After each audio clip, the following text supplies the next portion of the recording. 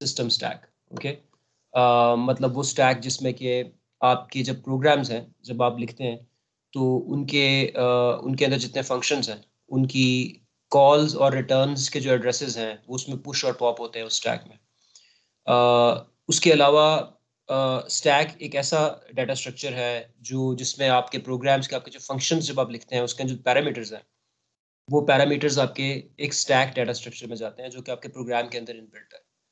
अम, अभी आप थोड़ी देर में देखेंगे जब मैं आपको ऑपरेशंस दिखाऊंगा स्टैक्स के कि स्टैक्स यूज किए जा सकते हैं डाटा को रिवर्स करने के लिए. तो ये एक ब्रॉड कैटेगरी है ऑपरेशंस की कि किसी भी प्रोग्राम में उसके लॉजिक में अगर कहीं रिवर्सल रिक्वायर्ड है तो उसके अंदर आप देखेंगे कि स्टैक डाटा स्ट्रक्चर जो है वो ज़रूरी यूज़ होता है, हो सकता है.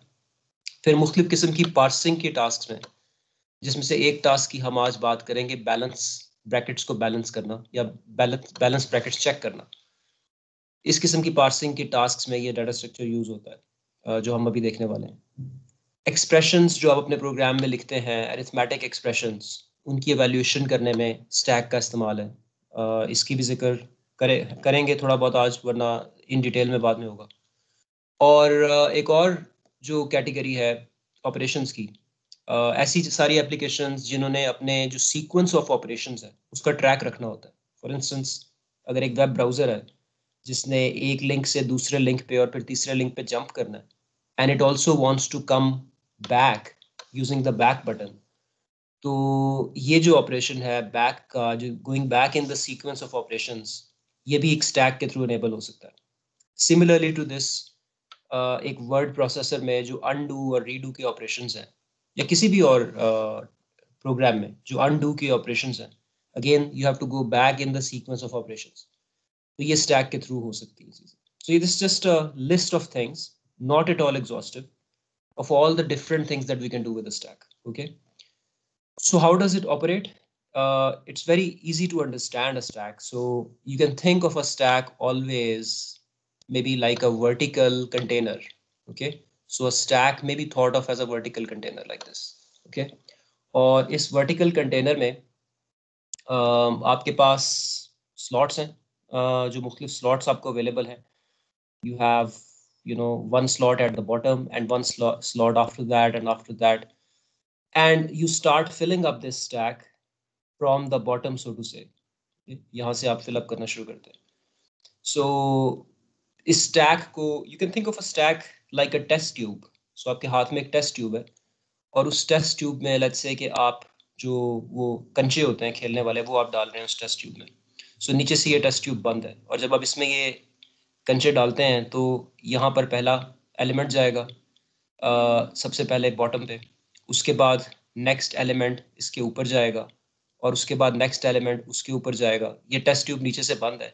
सो ऑब्वियसली जब आपने इसमें से एलिमेंट्स निकालने होंगे, इस तरह तो आप एलिमेंट्स डालते जाएंगे, तो आपने इसमें से एलिमेंट्स निकालने होंगे कि जो एलिमेंट आप पहले निकाल सकते हैं वो एलिमेंट होगा जो कि उस स्टैक के सबसे ऊपर पड़ा हुआ है. Okay, and the topmost element of the stack is marked by a top index.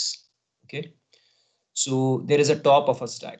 So whenever a new element comes in, if a new element comes in now, for instance, that new element will go to the element which is the new top. इस top के बाद यहाँ पर एक नया element यहाँ पर जाएगा. So जो last element आया होता है आपका stack में वो आपका top पे पड़ा होता है. तो top आपका जो है वो इधर shift होगी. So this is basically the generic picture of a stack, that every time you add something to it, it goes to the top of the stack, and then there is right below here is the bottom of the stack. अब अगर आपने ये elements access करने हैं, let's say ये elements आपके हैं x1, x2, x3 और x4, तो आप जब इसको एक्सेस करना चाहेंगे तो जो पहली चीज आपके पास आएगी वो x1 हो सकती है. x2 तक आप नहीं जा सकते जब तक आपने x1 को रिमूव नहीं किया from this stack.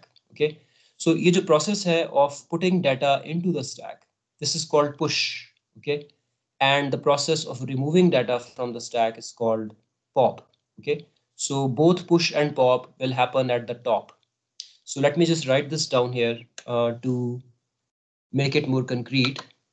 What we are doing here is that we have a sorry, we have 3 operations. So these are the operations of a stack. Let me, the operations of the stack are these 3. सबसे पहले तो ये कि push. Okay, what it will do is it will add an element x to the top of the stack. और जो top है वो यहाँ पर top position है जो marked है stack के अंदर. Okay, the top of the stack. After that, there is a pop operation, and the pop operation is just the opposite of push. Okay, it's going to remove the element at the top of the stack. Okay, so ये तो है push और pop.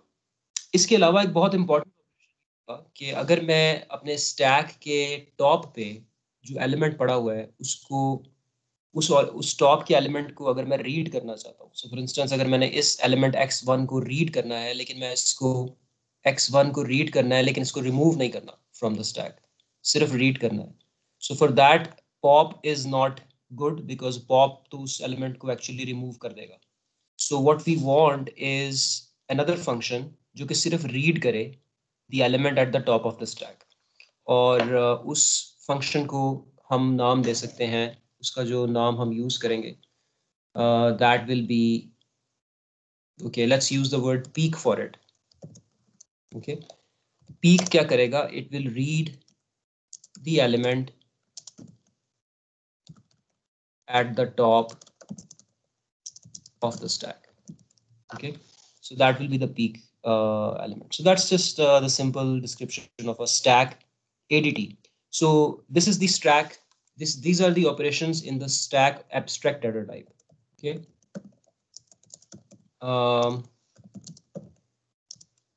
stack ADT एक abstract data type क्या है, इसको आप ऐसे सोच सकते हैं कि जैसे एक क्लास है, ये एक डाटा टाइप है जिसमें एब्स्ट्रैक्टली हम ये बता रहे हैं कि 3 चीजें होनी चाहिए.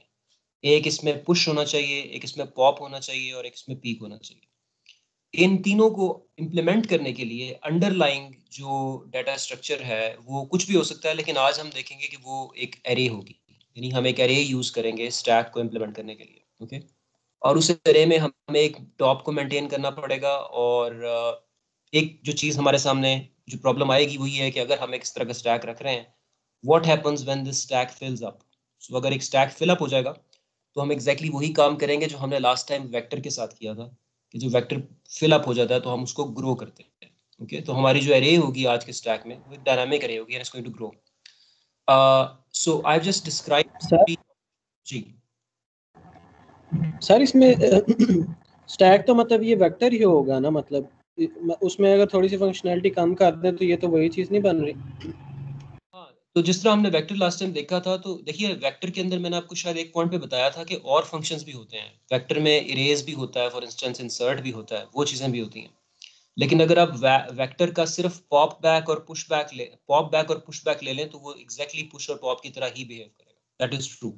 लेकिन डिफरेंस थोड़ा आपके जहन में होना चाहिए कि vector is more than that. Vector is a general purpose अरे जिसमें आप इरेज भी कर सकते हैं और इंसर्ट भी कर सकते हैं. तो एक तो ये चीज़. दूसरी ये कि मैं स्टैक को वेक्टर के बगैर भी बना सकता हूँ. तो मैं एक एरे भी इस्तेमाल कर सकता हूँ. अगर मैं एक एरे यूज कर रहा हूँ स्टैक बनाने के लिए तो फिर ठीक है कि मैंने एक वेक्टर रखा हुआ है, लेकिन आगे जाके हम लिंक लिस्ट करेंगे तो लिंक लिस्ट के थ्रू भी मैं स्टैक बना सकता हूँ. तो ये जो मैंने लफ्ज इस्तेमाल किया ना यहाँ पे एडीटी का मतलब ये होता है कि एब्स्ट्रैक्टली स्टैक जो है उसमें पुश होना चाहिए, पॉप होना चाहिए, पीक होना चाहिए. अब under the surface behind the scenes class के अंदर चाहे ये काम आप एक वेक्टर से कर लें, चाहे आप ये काम एक लिस्ट से कर लें जो हम आगे देखेंगे लिंक लिस्ट से कर लें, तो लेकिन on the top level at the level of interface abstractly आपके पास पुश, पॉप और पीक के मेथड होने चाहिए. But yes, actually it's very similar to just push back and pop back in a dynamic array. Okay. Right. So एक तो ये चीज़ है, और इसके अलावा कोई क्वेश्चंस अगर हैं, these are the main operations and I can go to the code and we can quickly code this stack. इस किस्म का जो स्टैक है उसको हम कोड कर सकते हैं जल्दी से. उससे पहले अगर कोई क्वेश्चंस हैं तो I can answer that. There is one thing which I have forgotten to mention, okay, which I should have mentioned before. लेकिन चूंकि वो हमेशा एक, it's actually the first thing that probably people say about a stack which I have not mentioned, is that a stack is, if you look at the order in which elements enter the stack and the order in which they are removed. So इसमें, इस stack में elements कैसे order हुए थे कि x4 पहले आया था और उसके बाद x3 आया था और उसके बाद x2 आया था and then x1, right? So लेकिन जब इसमें से एलिमेंट बाहर निकलेंगे तो सबसे पहले x1 जो है वो बाहर निकलेगा पॉप होके. So last in first out order जो है वो स्टैक फॉलो करता है. It's a last in first out. LIFO is what stack is. So that's the order in which elements enter and are removed from the stack. Okay, so let's go and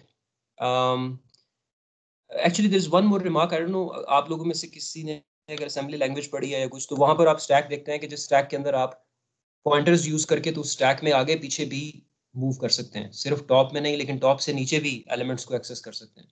तो उस case में that stack is different from the stack that we are talking about. In that sense हमारा जो ADT stack है उसमें आप सिर्फ और सिर्फ स्टैक के टॉप एलिमेंट को एक्सेस कर सकते हैं डायरेक्टली, और अगर नीचे एक्सेस करना है तो टॉप के एलिमेंट को रिमूव करना पड़ेगा और फिर आप नीचे जाएंगे और उसको एक्सेस करने के लिए, उससे नीचे एक्सेस करना है तो दूसरे एलिमेंट को भी रिमूव करना पड़ेगा and so on. So it's like a test tube with stuff in it, and सबसे पहले आप टॉप ही रिमूव कर सकते हैं. So let me move to the code then. इसके लिए I will have to switch quickly. So let's do that in 2 minutes.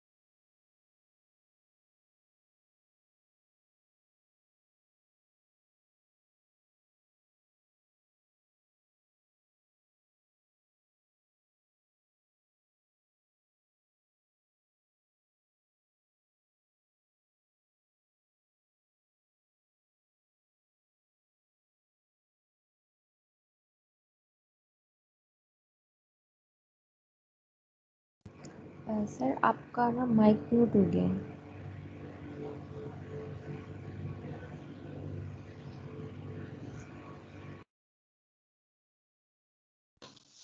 Okay, sorry. Thank you for reminding me. Let me go to this. Okay.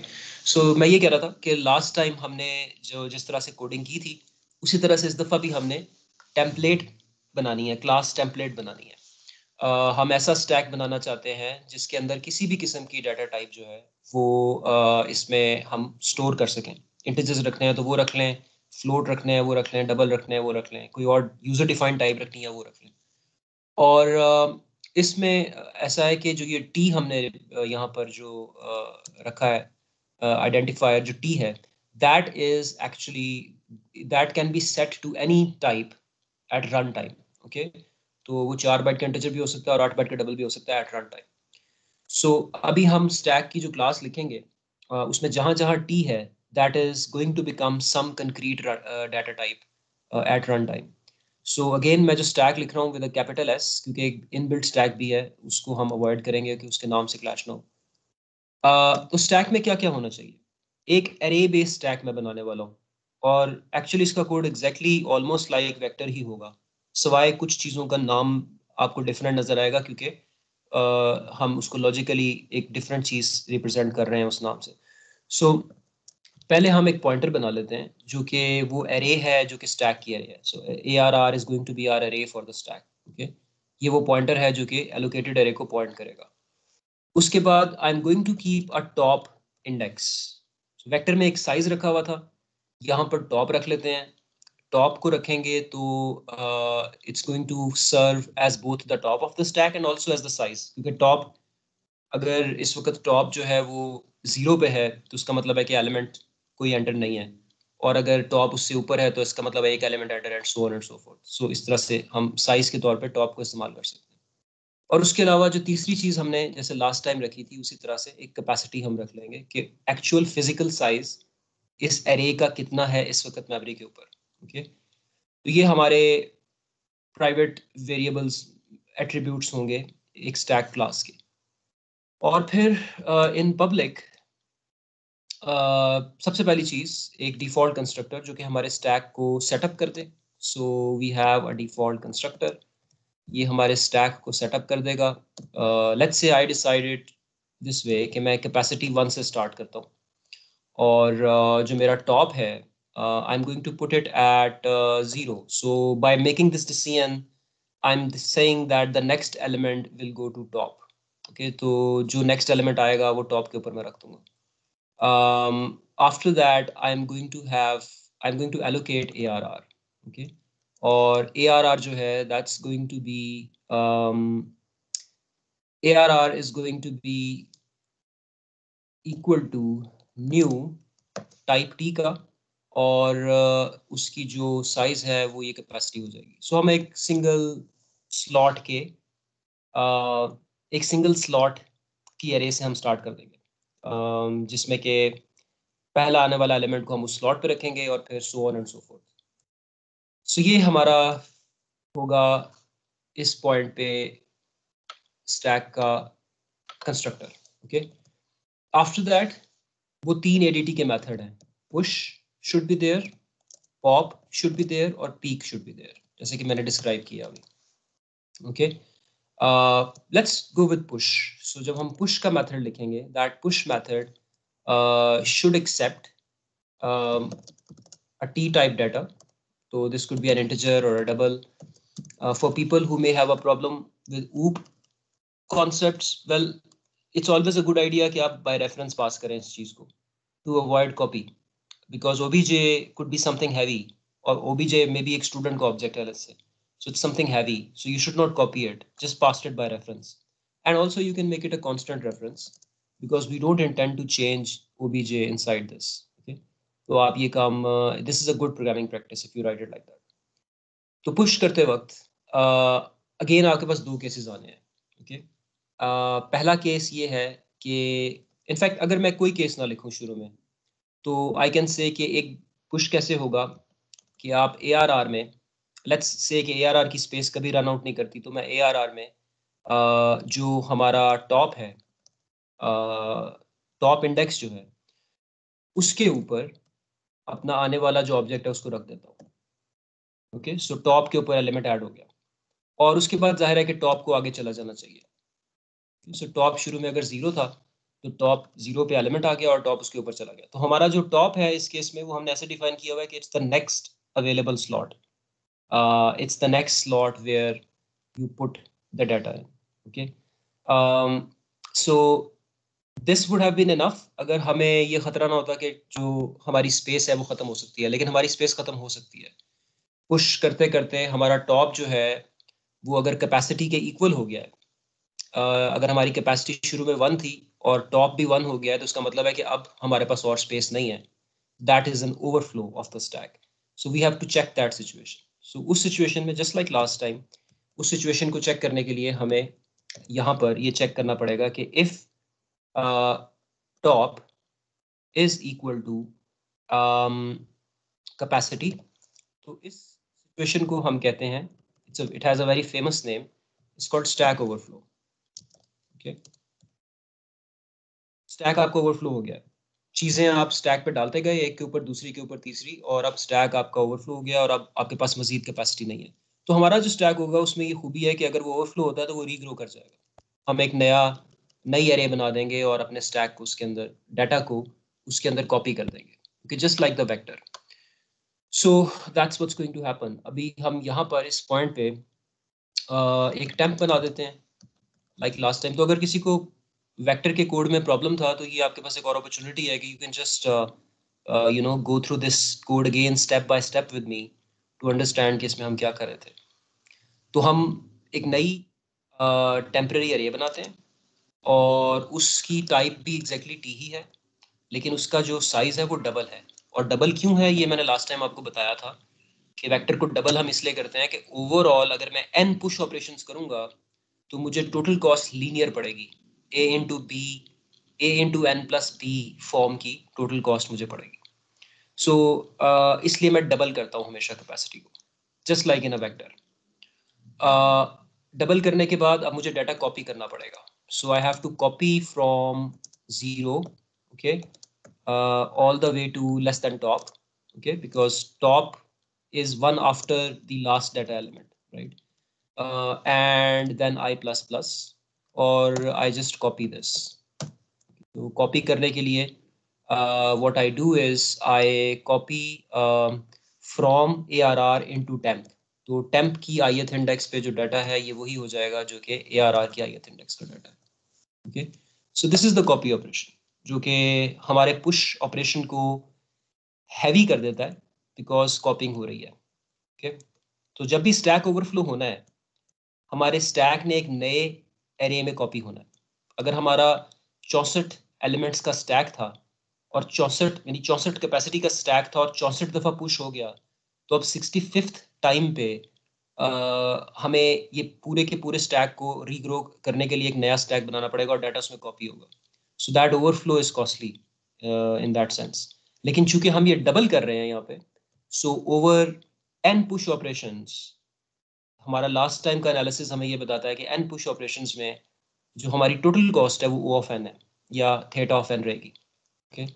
So let's move on. So यहाँ पर copy होगी data की, और data की copy होने के बाद हम जो नया आने वाला एलिमेंट है उसको हमने अब इसमें रखना है। सो जो नया आने वाला एलिमेंट है that can go to the top which is the new element, place for the new element that is obj, okay, and then top moves forward. I hope that nobody is disturbed by this syntax if I just do top plus plus here, okay? तो ये post increment है, इसका यही effect होगा कि अगर मैं यहाँ टॉप लिख दूँ और नीचे टॉप प्लस प्लस कर दूँ, तो पहले टॉप की पुरानी वैल्यू यूज होती है और फिर टॉप आके मूव करता है। So that's a shortcut way of writing it. Sarim, एक बात सुने, आप इंसर्शन यहाँ पे कर देते हैं नए आने वाले की, इट कुड पॉसिबल कि वो हम इस इफ के बाद ही करें। हो सकता है, हाँ, यहाँ से हम निकाल दें और बेसिकली अगर रीग्रो होनी है तो रीग्रो हो जाए, और फिर वो यहाँ पर जो रीअसाइनमेंट होनी है ARR को टेम्प के बराबर, और पुरानी वाली रिमूव होनी है, और कैप का डबल साइज करना है, और फिर इंसर्शन बाहर हो, वो ठीक है। I mean that's another option, but to me the thing is logically अगर आप इस कोड को पढ़ रहे हैं ना, so I like to do it here, do this thing here, because this entire thing tells you कि सारा डाटा जो है वो ये डाटा आ रहा है इस वक्त। ये पहला सारा डाटा कॉपी हुआ है और साथ आखिरी एलिमेंट ये फिर डाटा साथ आ गया। Since there is no difference in efficiency, I feel this is better, but we can do it that way. Okay, so I think both options can be taken, but let's do it that way if you want to do it that way. So यहाँ पर आपके पास ये चीज़ आ गई, और let me just put this in comment that you could do it here. Okay, अगर आगे आप चलते हैं तो अब क्या है कि आपने डाटा कॉपी कर लिया हुआ है, और अब आपने सिर्फ ये करना है कि जो नई आपके पास एरे है, जो पुरानी एरे थी उसको उड़ा दें, उसके अंदर जो डाटा जो पुराना स्टैक पड़ा हुआ था उसको ख़त्म कर दें, so that there is no memory leak, okay? और उसको पॉइंट करा दें नए नए पे, ओके? उसको नए मेमोरी लोकेशन पे पॉइंट करा दें। And also the other thing that you should do is capacity double हो गई है हमारी, okay? So we should double the capacity also at this point, okay? So this is all. अगर आप if you remove the comment, this is, if you know, leave the comment out, this is the regrowth, okay? कि अगर overflow हो गया है तो नया stack बना दो और सब कुछ उसमें copy कर दो, okay? और okay, so you know, I don't know, मैं सरफराज का जो एडवाइस है उसको, okay, I will take his advice, but let me first do it in my way, okay? So else is here, okay? ये वो चीज़ है, so I'm just going to put this new element here, right? else ये है कि if there is no overflow, okay अगर कोई overflow नहीं है इसका मतलब है मेरे पास एक स्लॉट पड़ा हुआ है। एक्चुअली जो टॉप एलिमेंट है, टॉप उस जगह पे है जहां मेरा नया एलिमेंट आएगा और टॉप आके चला जाएगा। So what I do is just this line, okay, top plus plus, ठीक है, दैट्स नहीं, ये double R, sorry yes yes thanks, ARR top plus plus, और इस पॉइंट पे आपका नया एलिमेंट आ जाएगा, ओके, जो कि सो इस केस में कोई ओवरफ्लो नहीं था तो हमने कुछ नहीं किया। So if this is an if else then you can clearly see कि ये स्टैक ओवरफ्लो की सिचुएशन है, और ये है कि अगर स्टैक ओवरफ्लो नहीं है तो फिर सिर्फ इतना काम कर लो। तो कोड को थोड़ा सा ज़्यादा आप कह सकते हैं सक्सेंट बनाने के लिए, उसको ज़्यादा ब्रीफ करने के लिए, ये भी हो सकता है कि ये जो कॉपिंग मैंने यहाँ की, जैसे राज सजेस्ट कर रहे थे कि अगर ये कॉपिंग यहाँ ना की जाए, ओके, पहले सिर्फ रीग्रोथ का काम कर लिया जाए, तो ये रीग्रोथ का काम सिर्फ तभी होगा अगर आपका एक नया एलिमेंट, अगर आपका ओवरफ्लो होता है, अगर ओवरफ्लो होता है तो आप इसमें दाखिल होंगे, रीग्रोथ होगी, अदरवाइज नहीं होगी, रीसाइजिंग नहीं होगी, और ये लाइन तो हर केस में आपको चाहिए ही, तो ये आपका नया एलिमेंट यहाँ आ जाएगा। So this is our push operation, or it's following the same analysis, it's doubling itself every time, and the reason is again in the same analysis जो मैंने last time किया था कि आपको ओवरऑल कॉस्ट लीनियर पड़ेगी अगर आप double करेंगे, बजाय इसके कि स्टैक को सिर्फ एक एलिमेंट से ग्रो करें। So this was push, keep on pushing element into the stack. Let me go into the main quickly and just use it, okay?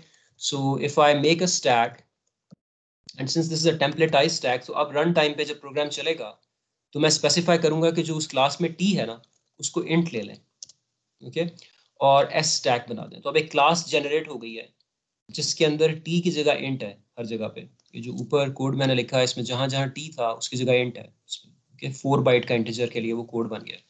और अब मैं अपने पुश के फंक्शन को यूज कर सकता हूँ। सो मे बी एक लूप में अगर इसको यूज कर लिया जाए कि i is 0, i is less than maybe 10, i plus plus, so this is going to give me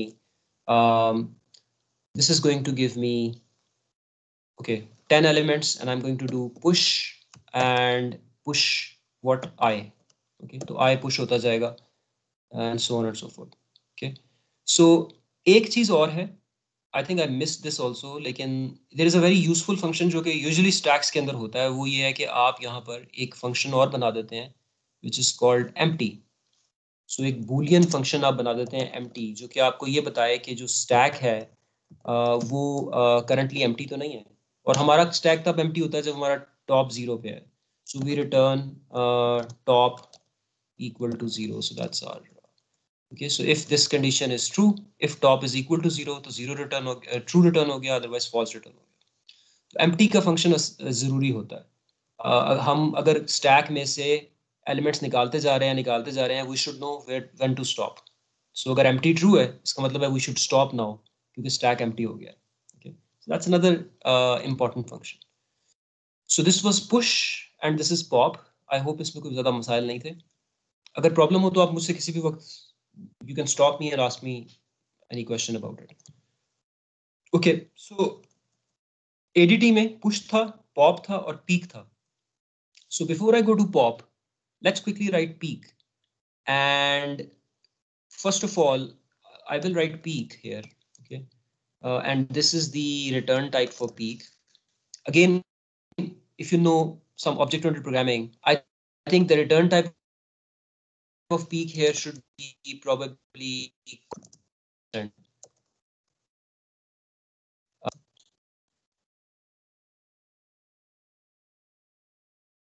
call anybody to change the top element, और ये रेफरेंस ये इसलिए है to avoid copy. Return by आपको होगा अपने ऑब्जेक्ट ओरिएंटेड प्रोग्रामिंग से कि अगर आप रिटर्न बाय कॉपी करते हैं, अगेन कॉपी कंस्ट्रक्टर कॉल होता है और वो एक हैवी ऑपरेशन हो सकता है, तो avoid that. maybe somebody does not want to copy but just access the top element, so we should return it by reference। that's a better way to do it। and if we do this, ये जो सारी चीजें हैं ना, reference by copy वगैरह, they don't really matter if you are talking about integers और doubles, और but this matters अगर आप ऑब्जेक्ट्स की बात कर रहे हैं कि आपने बड़े ऑब्जेक्ट्स हैं जो स्टैक में रखे हुए हैं, तो कॉपी होगी या नहीं होगी ये मैटर करता है उस केस में। सो पीक के केस में अगेन यहाँ पर आप चेक कर सकते हैं. I am not going to do any bound checking in this, but I am going to just say that return in this case, return in this case ARR top minus. So जो भी आपका top है, क्योंकि हमने top ऐसे define किया है कि top is where the next element goes. So in this case wherever the top is, उसके नीचे जो एलिमेंट है, that's the element at the top of the stack. Another way to implement it would have been that आप यहाँ पे top -1 कर दें, and then you first increment the top and put the element there. Okay, and in that case the top and the element at the top would be this. So you could take both approaches. The last thing I'm going to write here is this pop operation, which is a void pop. और pop में कोई parameter नहीं है, लेकिन again like the vector, हम ये चाहेंगे चूंकि हम स्टैक को हमेशा डबल कर रहे हैं, तो पॉप फिर ये काम करे कि उस डबलिंग के बाद जब अगर एक ऐसी सिचुएशन आती है कि एलिमेंट्स पॉप होते जा रहे हैं और आधा स्टैक खाली पड़ा हुआ है, तो बेहतर है कि उसको श्रिंक कर दें. और जब श्रिंक करके हाफ कर देते हैं तो उससे ये है कि वेस्टेज ऑफ स्पेस नहीं होगी इतनी. Okay, so let's do that. So अगर मैंने इस चीज़ का ख्याल रखना हो कि मुझे स्टैक को श्रिंक भी करना चाहिए जब आधा डाटा खाली हो, आधा स्टैक, अगर इस चीज़ का ख्याल ना रखना हो तो pop is very easy. All I can check is that if top is greater than 0, meaning के स्टैक अगर एम्प्टी नहीं है, तो सिंपली आप ये काम करें कि टॉप माइनस माइनस कर दें. ओके, क्योंकि जाहिर है अगर तो बाय द वे अगर आप इस इफ के अगर मैं एक एल्स लिखूं, I am not going to write an else for it, but अगर मैं एल्स लिखूं, this situation is called an underflow, right, कि आपका जो स्टैक है वो एम्प्टी है और फिर आप उसमें से पॉप करने की कोशिश कर रहे हैं. इस एल्स में आप आ जाएंगे, इस चीज़ को अंडरफ्लो कहेंगे आप, राइट. सो अंडरफ्लो को मैं डील नहीं कर रहा यहाँ पे, लेकिन अगर आप करना चाहें तो you can deal with underflow here, right.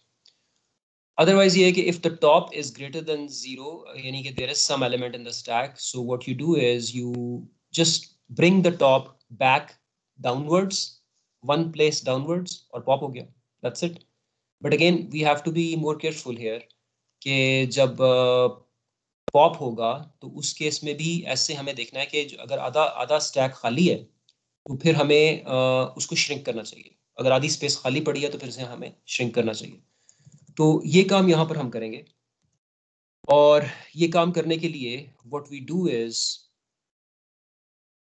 well, we again check top and with capacity. So अगर top जो है वो capacity के हाफ से कम है, okay, इसका मतलब है अगर एक और पॉप होने जा रहा है तो इस पॉप के बाद आधे से ज़्यादा स्टैक खाली पड़ा होगा.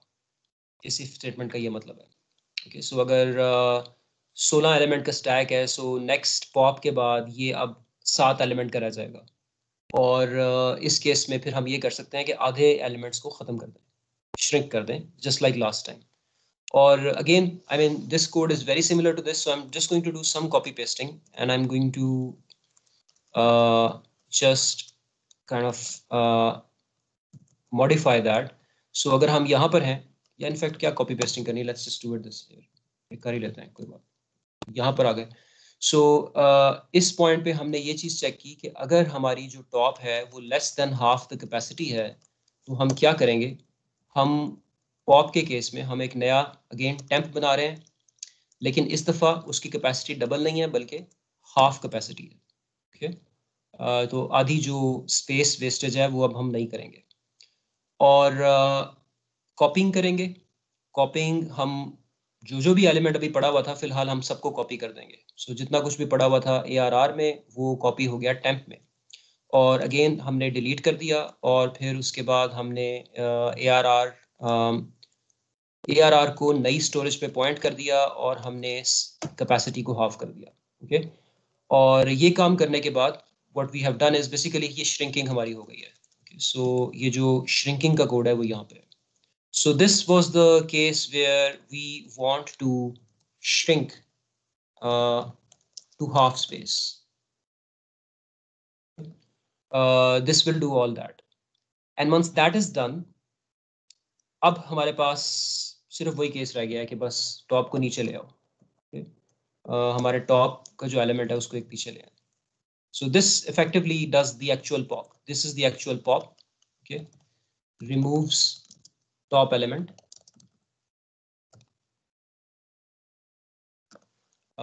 And this just did the shrinking to half space. Okay, so this was for pop, very similar to pop back for vector. और last time I think Sarfaraz ने एक क्वेश्चन किया था कि ये काम हम चूंकि वेक्टर में भी कर रहे थे, और सरफराज ने क्वेश्चन किया था कि अगर फॉर इंस्टेंस फॉर एग्जांपल अगर 16 एलिमेंट पड़े हुए हैं और जी जी बताइए सर। ये मेरे ख्याल में टॉप को हम जो टॉप में से एक मेमोरी में रीएलोकेट कर रहे हैं, माइनस कर रहे हैं, वो ये वाले इफ के पोर्शन में आना है जो top is greater than 0। Top is greater than 0 उसी में आ रहा है। तो सर जी ये तो वो वाले इफ वाले पार्ट से बाहर है। ठीक है सर, ठीक है, ओके। उसी आई थिंक उसी में। सो ओके, केस में कुछ भी नहीं होना ना। सो इस कोड इज राइट। अंडरफ्लो के केस में कुछ नहीं होना चाहिए, कुछ नहीं होना चाहिए। हाँ, वो जो हमने पुश में हमने करके के बाहर एक ले आए थे, यहाँ पर ये नहीं कर सकते। ये मेरे ख्याल है ये एक एक्स्ट्रा मैंने ब्रैकेट लगाई थी, शायद उससे वो कंफ्यूज ना हो गया। इस तरह से ये जो एल्स है ना अंडरफ्लो का, इसमें हमें कुछ भी नहीं करना होता। ये मैंने इसलिए लगाया है कि आपको पता होना चाहिए कि इस लॉजिकल कंडीशन को अंडरफ्लो कहते हैं। और अगर किसी हो सकता है आपकी एप्लीकेशन ऐसी हो कि उसमें you are not expecting underflows, so if underflow happens you want to log that event, okay, then you can open this else and put something here कि underflow हुआ है तो कोई issue है शायद। okay, तो आप you know you can use this for logging or recording or something, or throw an exception or something like that। currently हम इसमें कुछ नहीं कर रहे। तो मैं जरा ये उसी पे आना चाहता था। सरफराज को मैं भी हैंड ओवर करूंगा थोड़ी सी डिस्कशन। सारे यार तुमने एक बहुत आला बात की और बड़ी हल्की सी छोड़ दी है कि और वो ये कि ये जो अंडरफ्लो के केसेस हैं ये बड़े इंपॉर्टेंट होते हैं।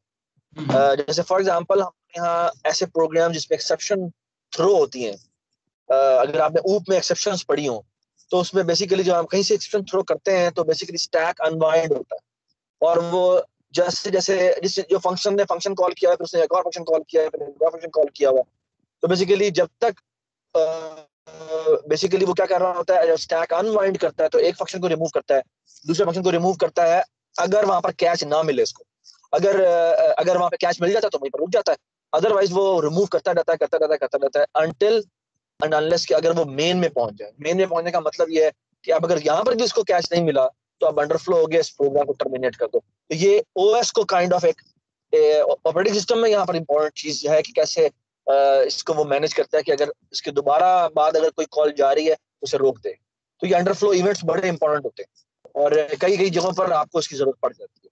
तो साहब ने एक छोटी सी बात की, एक छोटी बात नहीं थी, बड़ी इंपॉर्टेंट बात थी, बड़ी। Thank you Sarib. सही है। सो एक और चीज भी है जिसमें Sarfaraz I think will be discussing it again, जो लास्ट टाइम बात थी मेरे ख्याल है ये उसके लिए बड़ा अच्छा पॉइंट है। इस पॉइंट पे हम वो बात कर सकते हैं कि इधर भी ये काम हो सकता है ना कि अगर हमारे पास लेट्स से 16 का स्टैक था और उसके बाद पॉप होना शुरू हुए और 8 एलिमेंट रह गए, फिर 7 रह गए, तो ये श्रिंक वाला काम हुआ और सारा कुछ कॉपी हुआ। फिर उसके बाद दोबारा पुश हो जाता है, वो पुश होके 8 और 9 होता है, तो फिर से दोबारा सारी कॉपिंग होती है। क्योंकि पुश बैक में आप इस ओवर वाले इस वाले पे चले जाते हैं पुश में और दोबारा से सारा कुछ कॉपी करते हैं, और फिर एक दो पॉप होते हैं और फिर श्रिंक होता है और फिर दोबारा से ये वाला काम होता है। मतलब कि हर पुश और हर पॉप जो है उसके अंदर बहुत सारा काम लग रहा है। इसका क्या हल हो सकता है, तो इसमें सरफराज बात करेंगे। एक चीज मैं जस्ट यहाँ पर थोड़ी सी मेंशन कर दूं जो पहले मैंने नहीं की। We want our push operation to be O of 1 and we want our pop operation also to be O of 1। ये स्टैक एडीटी की रिक्वायरमेंट है। जब कोई स्टैक यूज कर रहा है वो एक्सपेक्ट कर रहा है कि पुश भी O of 1 है, पॉप भी O of 1 है और पीक भी O of 1 में है। ओके, और इस केस में आपको पता है, अब हमारे एनालिसिस से जो मैंने लास्ट टाइम किया कि O of 1 है ऑन एवरेज, राइट। हो सकता है कि कोई एक पॉप ऐसा हो कि जो ये सारी कॉपिंग कर रहा है, तो वो एक पॉप जो है वो O of 1 नहीं है। इसी तरह वो पुश जो ये सारी कॉपिंग कर रहा है वो वाला पुश O of 1 नहीं है। लेकिन अगर n पुश ऑपरेशंस होते हैं, so they on average any one of them is O of 1, okay, if we double the array and half the array। so Sarfraz, इस पॉइंट पे do you want to intervene या कि I should carry on, क्या करें इसमें? सो मेरा सवाल पहले बच्चों से है कि every one of you understand the problem, कि मसला यह है कि अगर मेरे पास स्टैक जो है वो 16 साइज का था पहले, और एलिमेंट्स नंबर जो पड़े हुए थे वो 9 पड़े हुए थे, और मैंने एक पॉप कर दिया तो वो बच गए 8। अब क्योंकि वो साइज जो उसका साइज है वो अब हाफ हो गया है, तो हमने कहा है कि इसको दोबारा से क्या कर दो, दोबारा से श्रिंक कर दो, ठीक है। तो तुम इसे 8 कर दोगे, और अब अगर वो आगे एक पुश कर दे तो वो आप डबल कर दोगे, 9 हो जाएंगे, और फिर वो पॉप कर दे तो वो दोबारा से हाफ हो जाएगा। तो फिर तो मसला ये है कि हमारी जो कॉस्ट है वो बहुत ज्यादा होनी चाहिए। और बाय द वे ये भी 8 के ऊपर एग्जांपल बहुत छोटी है। इमेजिन करो कि मैंने कहता हूं कि मेरी जो अरे है वो 1024 और 1025 साइज की है, तो क्या हो रहा है कि हर जगह दफा पर या 1 GB में कह लेता हूं, तो बेसिकली अगर 1 GB एंड 1 साइज का अगर हमारे पास स्टैक हो गया है तो एक पॉप ऑपरेशन 1 GB की कॉस्ट देता है, और एक पुश ऑपरेशन दोबारा से 1 GB की कॉस्ट देता है, जो कि बहुत ज्यादा कॉस्टली हो जाएगा। हमने तो रिक्वायरमेंट ये थी, अभी अभी सर ने बताया कि हमारे स्टैक की रिक्वायरमेंट ये थी कि हमारा वन ऑपरेशन होना चाहिए, तो ये तो बड़ा प्रॉब्लम हो गया। Do you all agree with the understanding of the problem? जी सर। नौफल के अलावा कोई बताए, कोई भी नहीं बोल रहा। निम्रा सारा आप में से कोई किसी को नाम लेके बुलाए। Ehsan is here. एहसन, तैयबा, हाँ जी बताएं जी। एहसन, आपको तो ये समझ में आ जाना चाहिए था। हाँ जी तैयबा, आपको समझ में आ गया प्रॉब्लम? ईमान, आप भी इधर ही हैं। महनूर, महानूर, मीरब, तेन तो मैं छड़ा नहीं हैगा। हाँ जी, हाँ जी बताएं। अलीशान, आपको आया समझ? हाँ जी, एहसन तुम्हें समझ में आ गया? प्रॉब्लम समझ में आ गया है, राइट। अच्छा, मुझे पहले एक सिर्फ इस बात का जवाब दें कि हम रीसाइज जब करते हैं, यानी पुश के पॉप के बारे में बात नहीं कर रहा, पुश के बारे में बात कर रहा। जब मैं पुश करता हूं और मैं रीसाइज करता हूं, तो मैं ये क्लेम करता हूं कि अगले तकरीबन हाफ एंट्रीज तक कोई कॉस्ट नहीं होगी, यानी जो कॉस्ट होगी वो सिर्फ इंसर्शन की कॉस्ट होगी।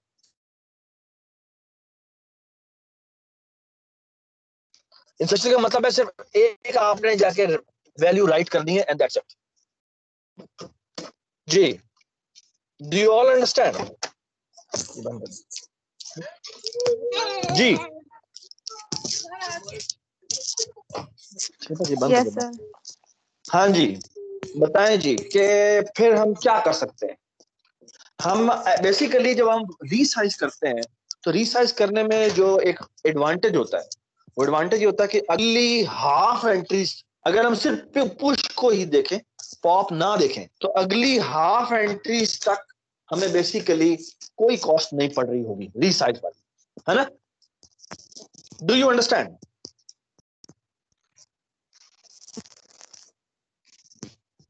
भाई बोलो तो सही, प्लीज बोलें आप लोग। जी सर, प्रॉब्लम समझ आ गई। अच्छा, yes sir. So here is one solution जो कि मेरे जहन में आता है, और वो ये है कि व्हाट इफ के जो Sarim can you open the code of pop? मैं सिर्फ इनको ये बता रहा हूँ कि ये कह रहा है सरफराज कि इस हाफ पे जितनी चीजें आएंगी उनमें कोई कॉस्ट नहीं पड़ेगी। बिल्कुल ठीक बात, ऐसा हो रहा है ना, कि जो एक एलिमेंट आएगा, ओके, बिल्कुल बाकी ठीक बात। ये सारे एलिमेंट्स तो यहाँ कॉपी, तो अगले जो आएंगे कोई कॉस्ट नहीं करना चाहिए, एक एक कॉस्ट आएगी। एक तो ये जो अगले 4, ठीक है, इनके अंदर this this this and this, so इन सब के लिए ये वाला है और ये वाला है और ये वाला है, तो इनकी एक एक कॉस्ट ही आएगी। इसी तरह अगर 8 से 16 होता है तो 8 चीजें कॉपी होंगी, और जो अगले 7 एलिमेंट्स हैं, इनफैक्ट अगले 8 एलिमेंट्स ही जो हैं उन्होंने बस एक वो जो मैंने टी कॉस्ट कही थी वो आएगी। मतलब यहाँ पर 16 का है तो इसमें आपके पास जो ये अगर 16 साइज का है तो जो पहले 8 है, first 8 they will be copied from above, और जो बाकी सारे 8 हैं इन 8 की जो कॉस्ट है वो एक इनको ऐड करने की कॉस्ट आएगी। Okay, so similarly next time जब 32 का बनेगा तो अगले 16 जो है उनकी एक कॉस्ट आएगी। ठीक है। अच्छा, अब मेरा एक सॉल्यूशन प्रपोज कर रहा हूं और आपने इसका आर्गुमेंट मुझे देना है why this propose solution will going to work. Sarim, can you open the pop function? हाँ, मैं एक मिनट जस्ट ऑल।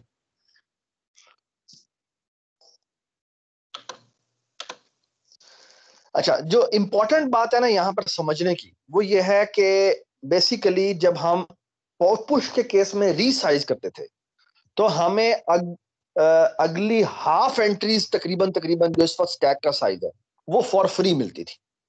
ठीक है। अच्छा, अब मैं देखें पॉप के फंक्शन में जाते, सारे पॉप के फंक्शन में जाएं।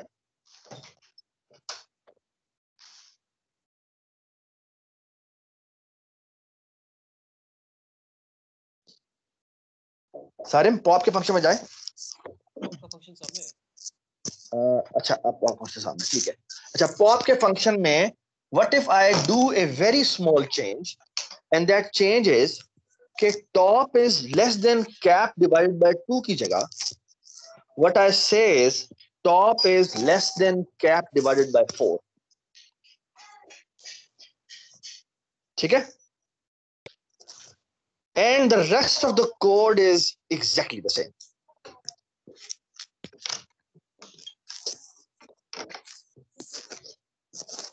Now, can anybody answer कि वो वाला प्रॉब्लम रिजॉल्व हो गया?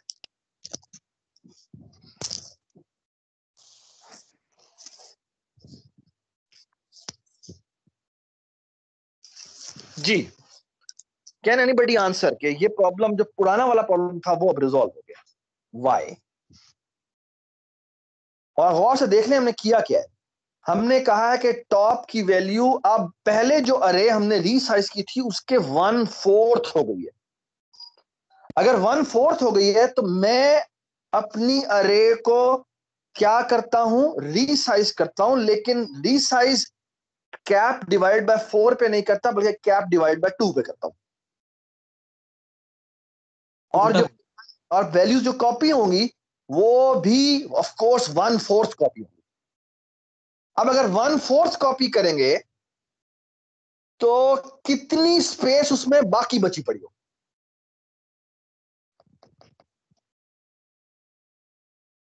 Double of that. Yes, double of that, which was exactly what we needed in the push operation. है ना? So a very, very small and delicate change and we have solved the problem. Isn't it lovely? Ahsan? Ahsan, Nimra Sa. मैं एक solution सोच रहा था लेकिन ये काफी elegant है ना? This is really, really good. 4 times नहीं होगी। So basically resize जब हम करते हैं तो पुश में resize होता है डबल, लेकिन पॉप में होता हाफ है, लेकिन वो कंडीशन के कब हाफ होना है वो उसकी कैपेसिटी डिवाइड बाय 4 होती है, ताकि अगली दफा जब वो पुश करने लगे तो रीसाइज ना करे। Does it make sense? क्योंकि हाफ ऑफ द स्पेस अभी तक बाकी पड़ी है, तो it can still right it. ठीक है सारे, इफ यू वांट टू से any comment you can comment on that और अदरवाइज यू मूव ऑन। ठीक है, सही है, ठीक है। I think like you know एक थोड़ा सा इसके ओवरऑल एक और कमेंट मैं इस पे करूंगा। जनरली वो ये होता है कि इस तरह की जो सिचुएशंस हैं जिसकी सरफराज ने पॉइंट आउट करके बात की, इस तरह की सिचुएशन तब होती हैं जब हमारे पास जो डाटा है ना, आपने शायद ये फ्रेज कहीं सुनी हो, that is pathological data. Okay, meaning that the data itself has some pathology in it, some problem जो कि उस केस को बार बार एक्सप्लॉइट कर रही है जो कॉस्टली केस है। तो इवन दो कि हमारे ओरिजिनल एनालिसिस में हमने ये देखा था कि जो ओवरऑल हमारा टाइम लगेगा वो हमेशा वो ऑफ एन लगेगा ओवरऑल ऑपरेशंस का। लेकिन ये जो एक वर्स्ट केस है जो इस सिचुएशन में हमने देखा है, ये एक ऐसा केस है जो कोई डाटा ऐसा आ सकता है जो कि इसको कॉज करे बार बार। कोई सीक्वेंस और ऑफ पॉप्स एंड पुश ऐसा आ सकता है जो कि इस चीज़ को बार बार एक्सप्लॉइट करे. So for that we should have some way to tackle that, जो कि सरफराज ने देखी है. तो ऐसा हो सकता है रियल वर्ल्ड में कि आप वेक्टर आपका यूज़ कर रहे हैं and then you see that it's very costly and taking a lot of time, and maybe this is the reason, because the data is pathological. So you can go and tweak your code with stuff like this. That's a takeaway from this. So ठीक है, फिर मैं आगे move करता हूँ. Stack पे अभी हम हैं. स्टैक में एक एग्जांपल हमने और करना है. Just I will not code it, but I will let you guys think about it, and then let's move on from here. Let me go and again share the same thing. Okay, let's do it. 2 minutes, actually 1 minute.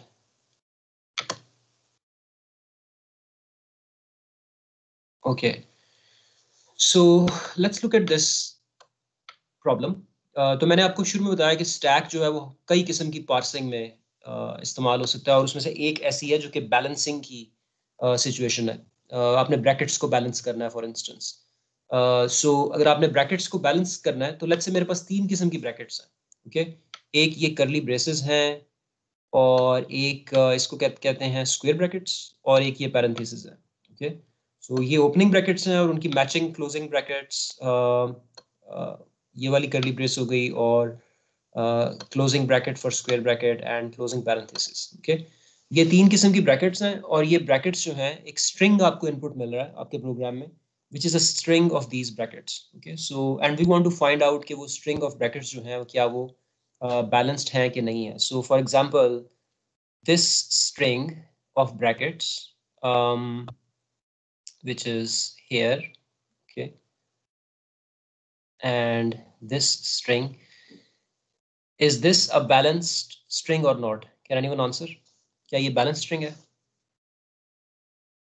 No. No?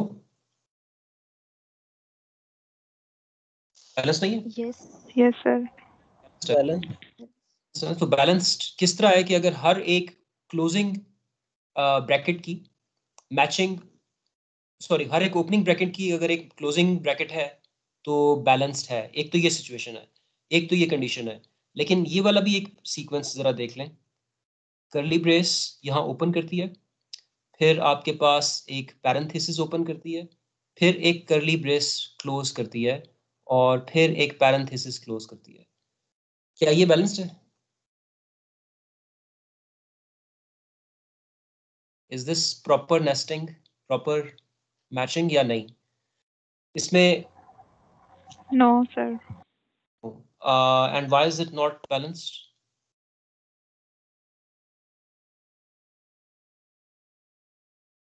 Anyone can give a reason why this is not balanced? Round bracket close नहीं क्योंकि हुई.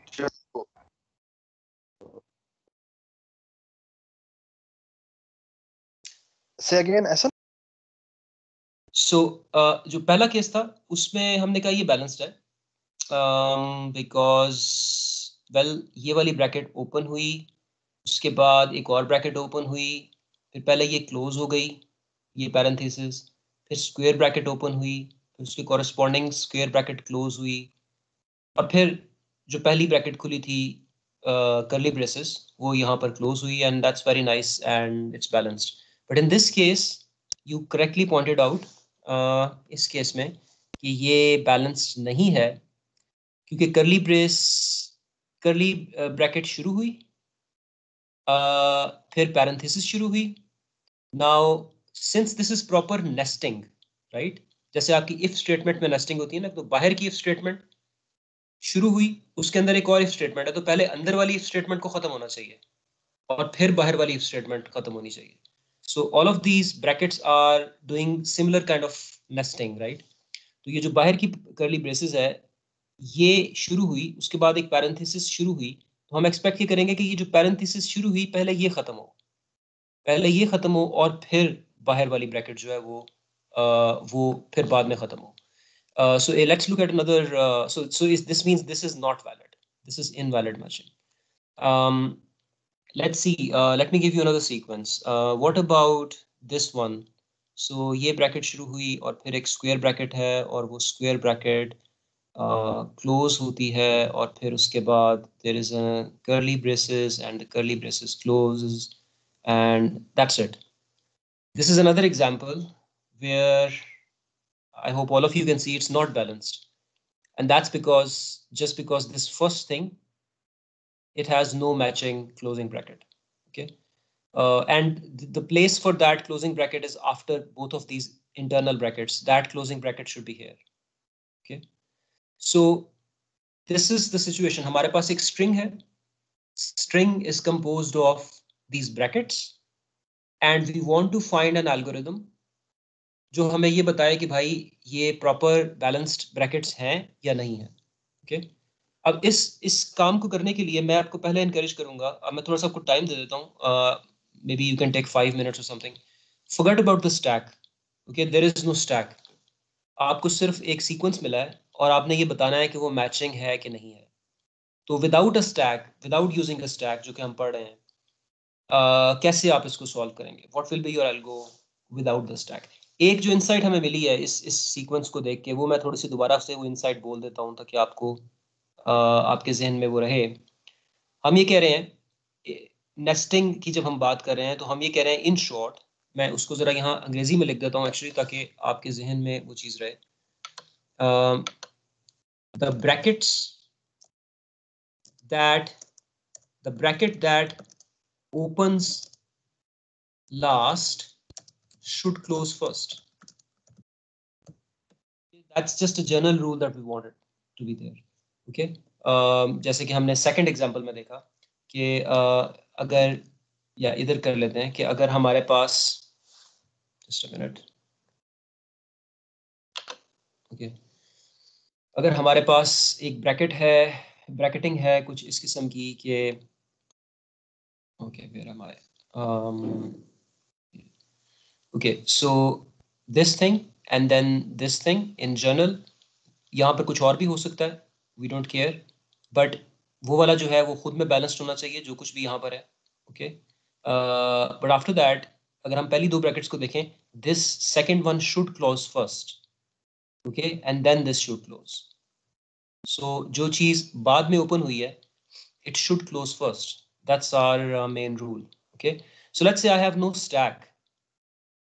Let's forget about the stack. कैसे solve कर सकते हैं इस चीज को?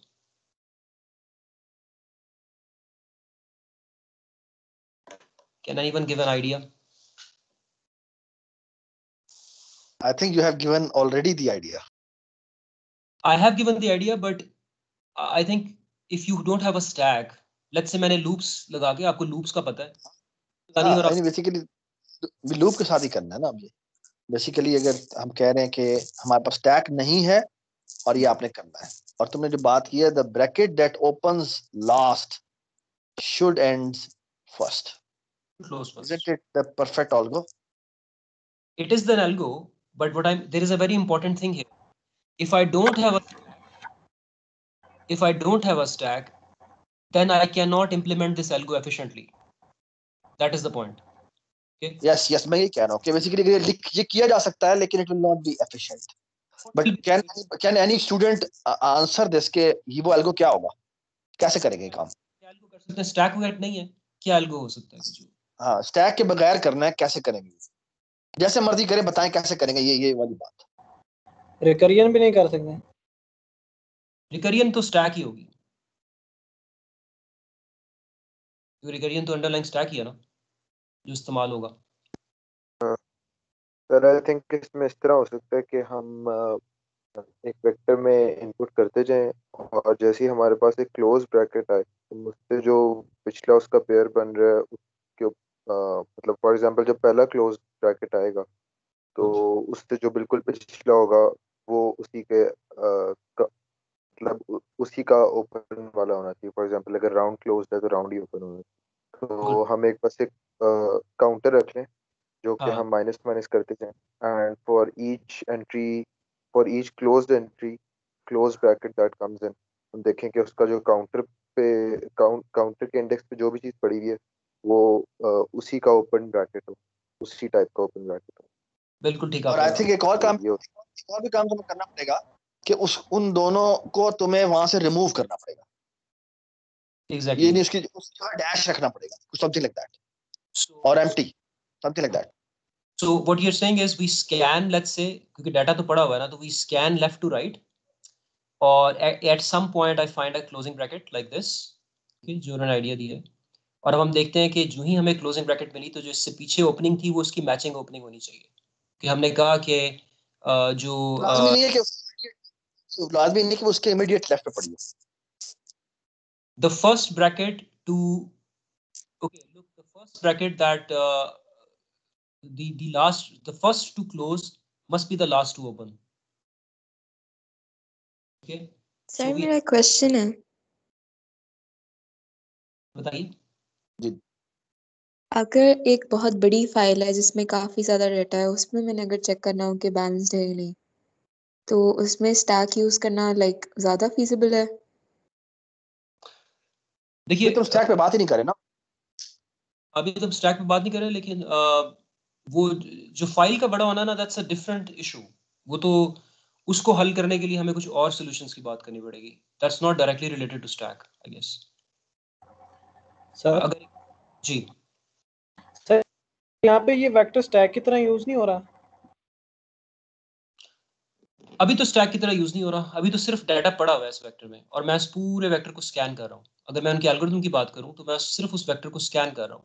तो जब मैं ये चीज रिमूव करूंगा ना, जब उन्होंने कहा कि जी ये जो आपने चीज की है ना, मैचिंग हो गई, तो इसको अब रिमूव कर दें, ओके। तो एक तरीका तो ये है कि इसकी जगह डैश डैश लगा दें, ठीक है, और फिर नेक्स्ट वाले को पकड़ लें, और नेक्स्ट वाले को पकड़ेंगे तो फिर लेट्स से जो नेक्स्ट क्लोजिंग ब्रैकेट मिलती है, लेट्स से ये मिलती है, उसके लिए फिर अब मुझे पीछे जाके देखना पड़ेगा, जो ये नेक्स्ट ओपनिंग ब्रैकेट है इसकी मैच होनी चाहिए, so I have to remove that, okay. तो ये जो जब मैं काम करूंगा ना, ये वाला एक दफा मैं फॉरवर्ड स्कैन कर रहा हूँ, और हर फॉरवर्ड स्कैन में फिर मैं पीछे की तरफ ये डैश जो है ये भी प्लेस कर रहा हूँ, okay. So I do that and I do that, so this is how I have to do it if I'm doing it in a particular, using a loop in an open array, कि जो ही मुझे closing bracket मिलती है, उसके पीछे जाके मुझे उसकी जो ओपनिंग ब्रैकेट है उसको भी मार्क निकालना पड़ता है, या तो रिमूव करना पड़ता है, या फिर उसको डैश से मार्क करना पड़ता है।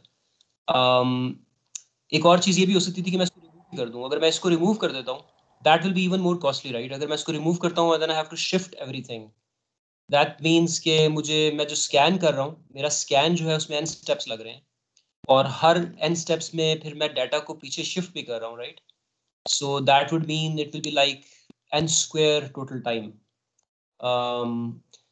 और इस केस में प्रॉब्लम तब होगी, यानी अगर प्रॉब्लम्स डिटेक्ट करनी है तो वो ये होगी कि अगर एक क्लोजिंग ब्रैकेट मिलती है और फिर जो उसके कॉरेस्पॉन्डिंग ओपनिंग ब्रैकेट थी, that opening bracket does not match, यहाँ पर लेट्स से स्क्वायर ब्रैकेट होती rather than the other bracket. So in that case there is a mismatch, and then that creates a problem.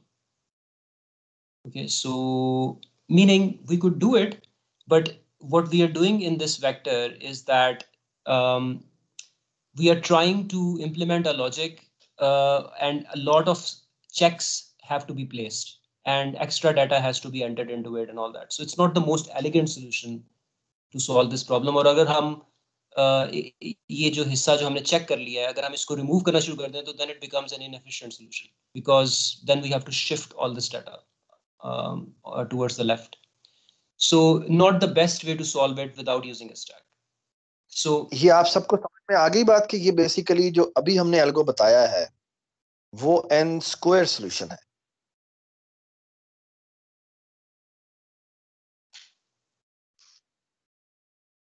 ये सबको समझ में आ जानी चाहिए ये बात कि why it will be an n square solution.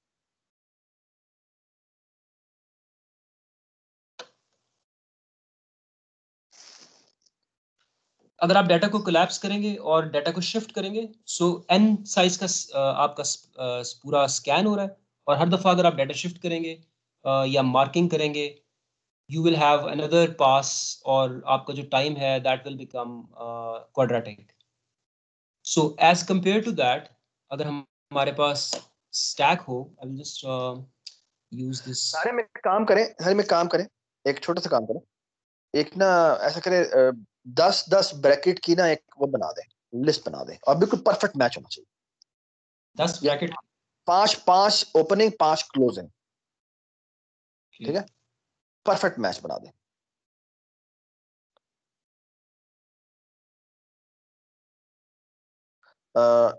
सारे पहले सारे ओपनिंग हो, फिर सारी क्लोजिंग। वो एक पर्टिकुलर केस होगा। हाँ, मैं बताना चाह रहा हूँ कि why it will be n square, so एक बच्चों को थोड़ा सा आइडिया देने के। सो दिस एंड एक बेशक रेक्टेंगल बना ले, हाँ, और फिर ये कर लेते हैं, और फिर ये कर लेते हैं, और फिर स्क्वायर, और फिर कर ली। अच्छा, इमेजिन करें कि ये सारी की सारी पहली शुरू में 100 ब्रैकेट्स थी और फिर 100 क्लोजिंग थी, ठीक है, दरमियान में हम छोड़ रहे हैं, ठीक है। अच्छा, अब सबसे पहले वो कौन सी जो ऐसा ने आइडिया दिया, वो कहता है जैसे मुझे पहली क्लोजिंग मिलती है, मैं फिर वहां से पीछे पलटता हूं और पहली ओपनिंग देखता हूं, और वो दोनों मैच करने चाहिए, ठीक है। अब ये मैच कर गई, तो वो क्या करता है, वो उन दोनों को रिमूव कर देता है, उसकी जगह बेसिकली डैश डैश रिप्लेस कर देता है, सारे में डैश डैश रिप्लेस कर, उन दोनों को रिमूव करके डैश रिप्लेस किया जा सकता है। इसमें इरेजर हो जाता है, इरेज, हाँ, इन दोनों को इरेज करके इसकी जगह डैश डैश रखते हैं, ओके, ठीक है। अच्छा,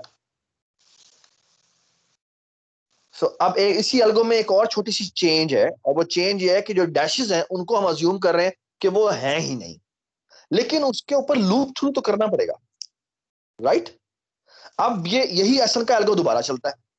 अब ये दोबारा चलने के लिए क्या करना पड़ेगा उसको, ये या तो इसी रेड से आगे चलेगा या शुरू से दोबारा चलेगा, ठीक है। एफिशिएंट कौन सा तरीका है कि हम इसी रेड से दोबारा शुरू करते हैं, ठीक है।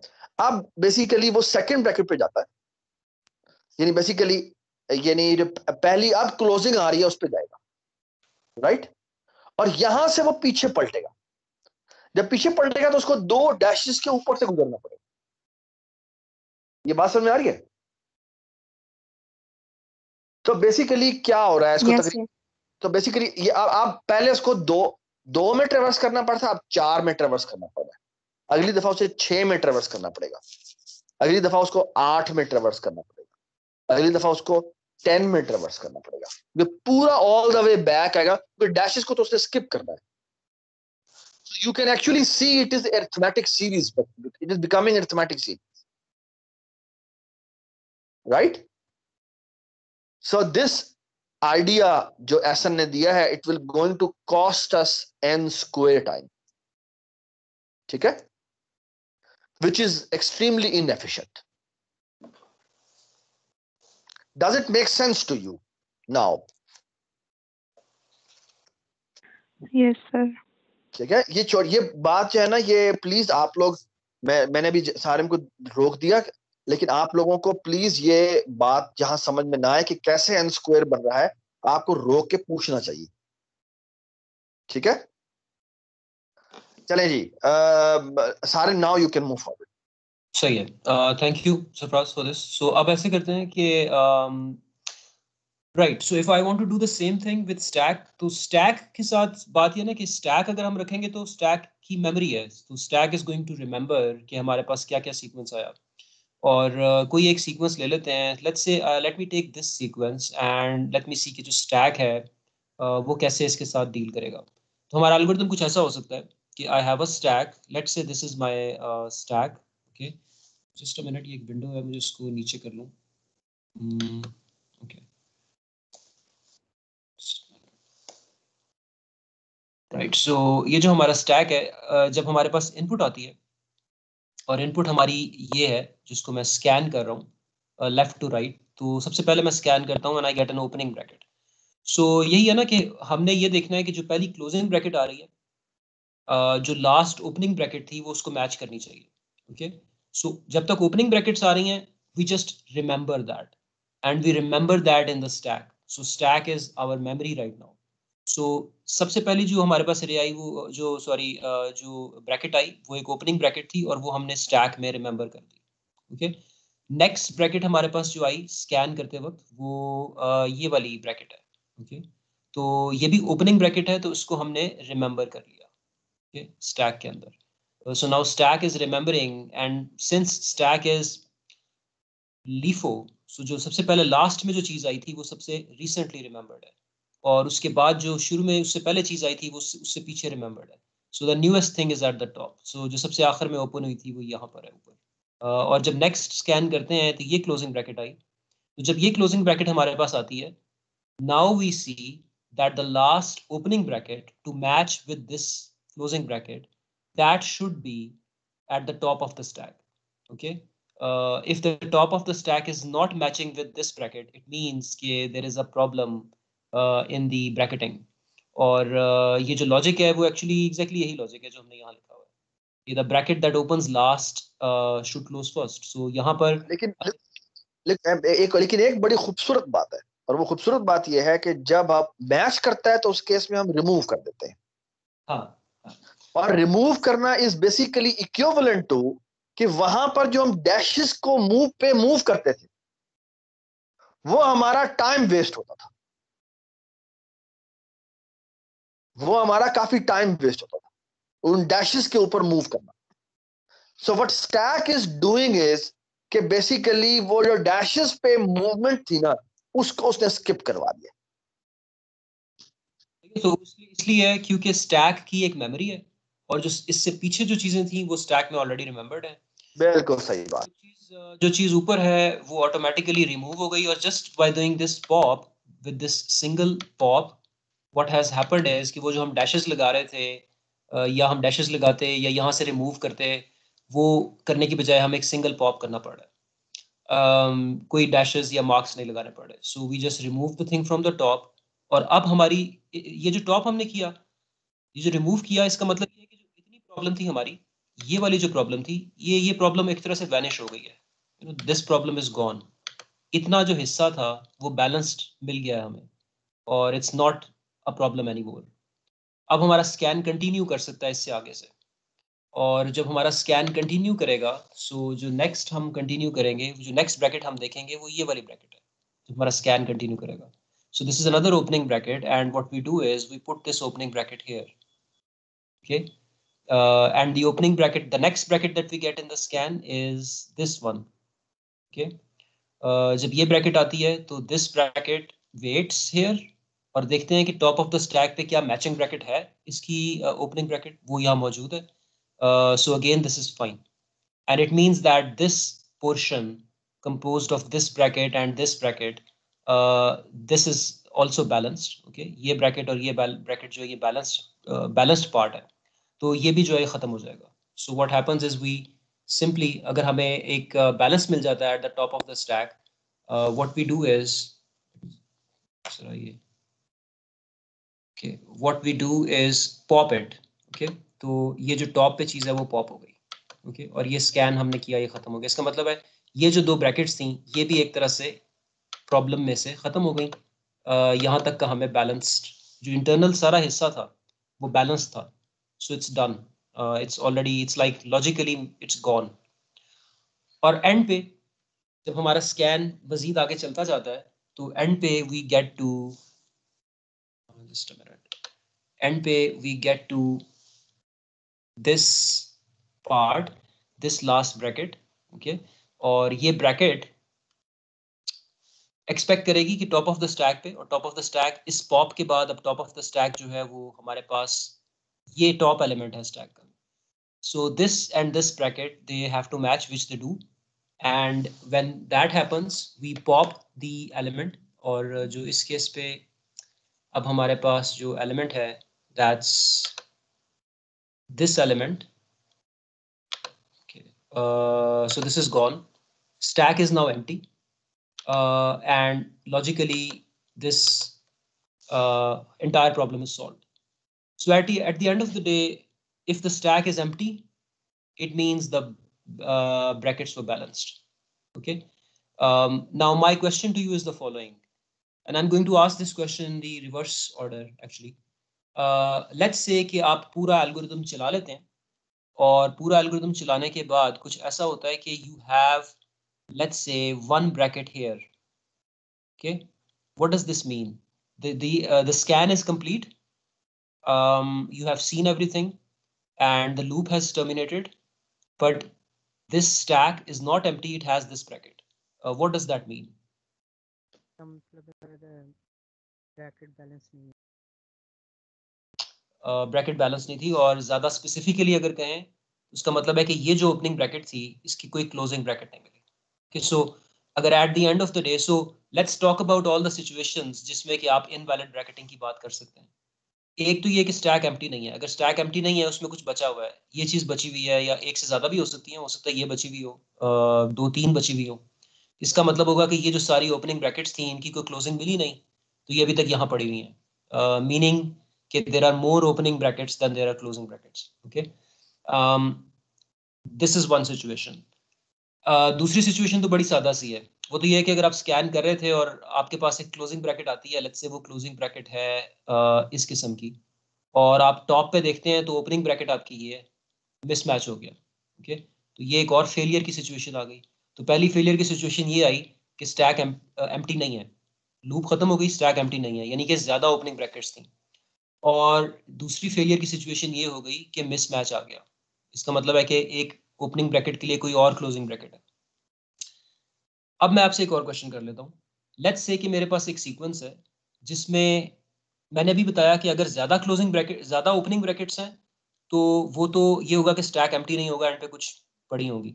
व्हाट इफ कि ज्यादा क्लोजिंग ब्रैकेट्स हैं? सो if I had like, what will happen if I have something like this, this and this and this? Okay, इस सिचुएशन में, इस एल्गोरिथम में क्या होगा? Can you answer that? इस सिचुएशन में ये एल्गोरिथम क्या करेगा?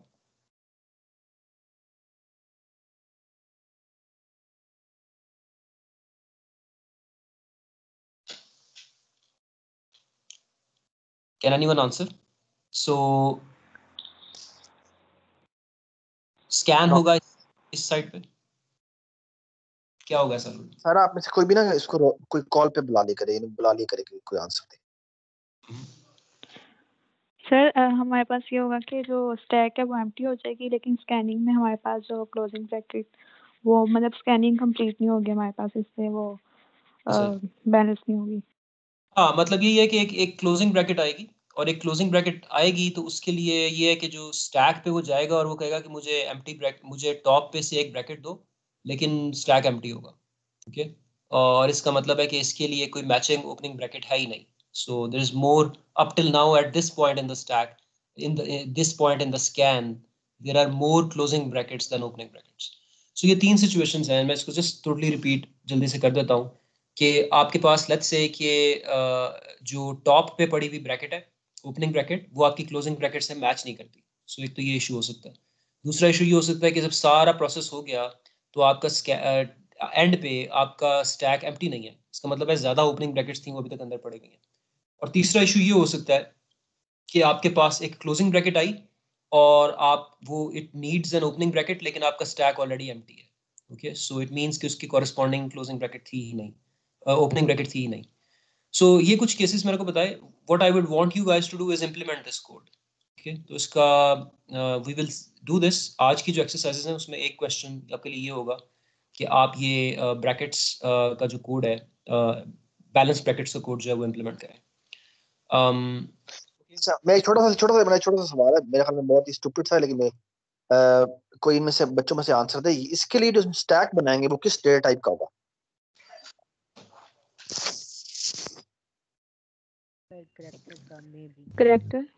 कैरेक्टर, शाबाश, ठीक है, हम कैरेक्टर टाइप का बना रहे होंगे और वो इसमें इंसर्ट हो रहा होगा। वेरी गुड, थैंक यू जी। सो अब क्यूज पे चले surprise. Yes, we can move forward to queues. अच्छा, बाय द वे, सारिम ने एक पहला पेज सारिम जो स्टैक वाला है वो खोलेगा, stack and their application. Now you should be able to appreciate जो सारिम ने यहाँ पर बातें लिखी हुई हैं कि basically stacks are used for undo and redo। ये जो 5वां पॉइंट है, जो टेक्स्ट एडिटर्स हैं वो undo और redo के लिए stacks यूज करते हैं। Can anybody give me the answer for this कि undo और redo दोनों में क्या हो रहा होता होगा, क्या हो रहा होता होगा? जी बताएं।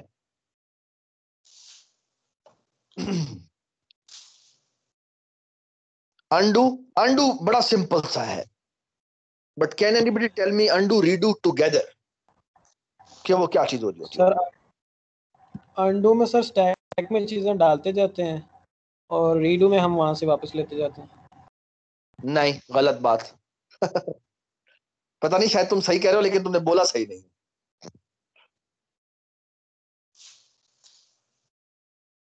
थोड़ा सा इसको रिफ्रेश करते हैं।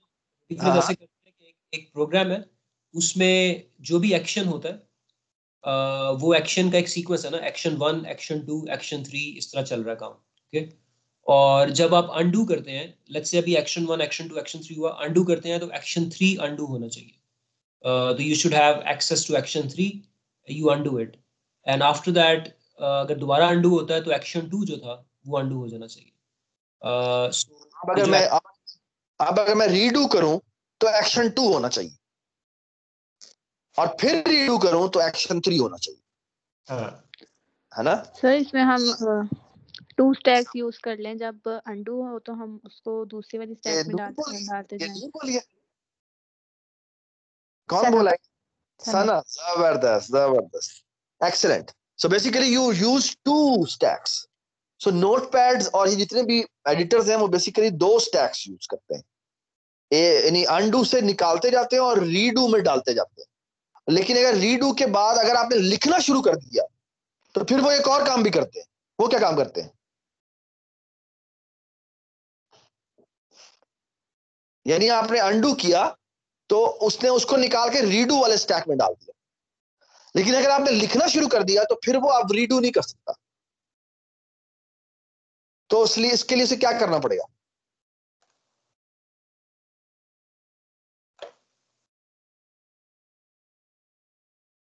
ऐसन बताओ क्या करना पड़ेगा?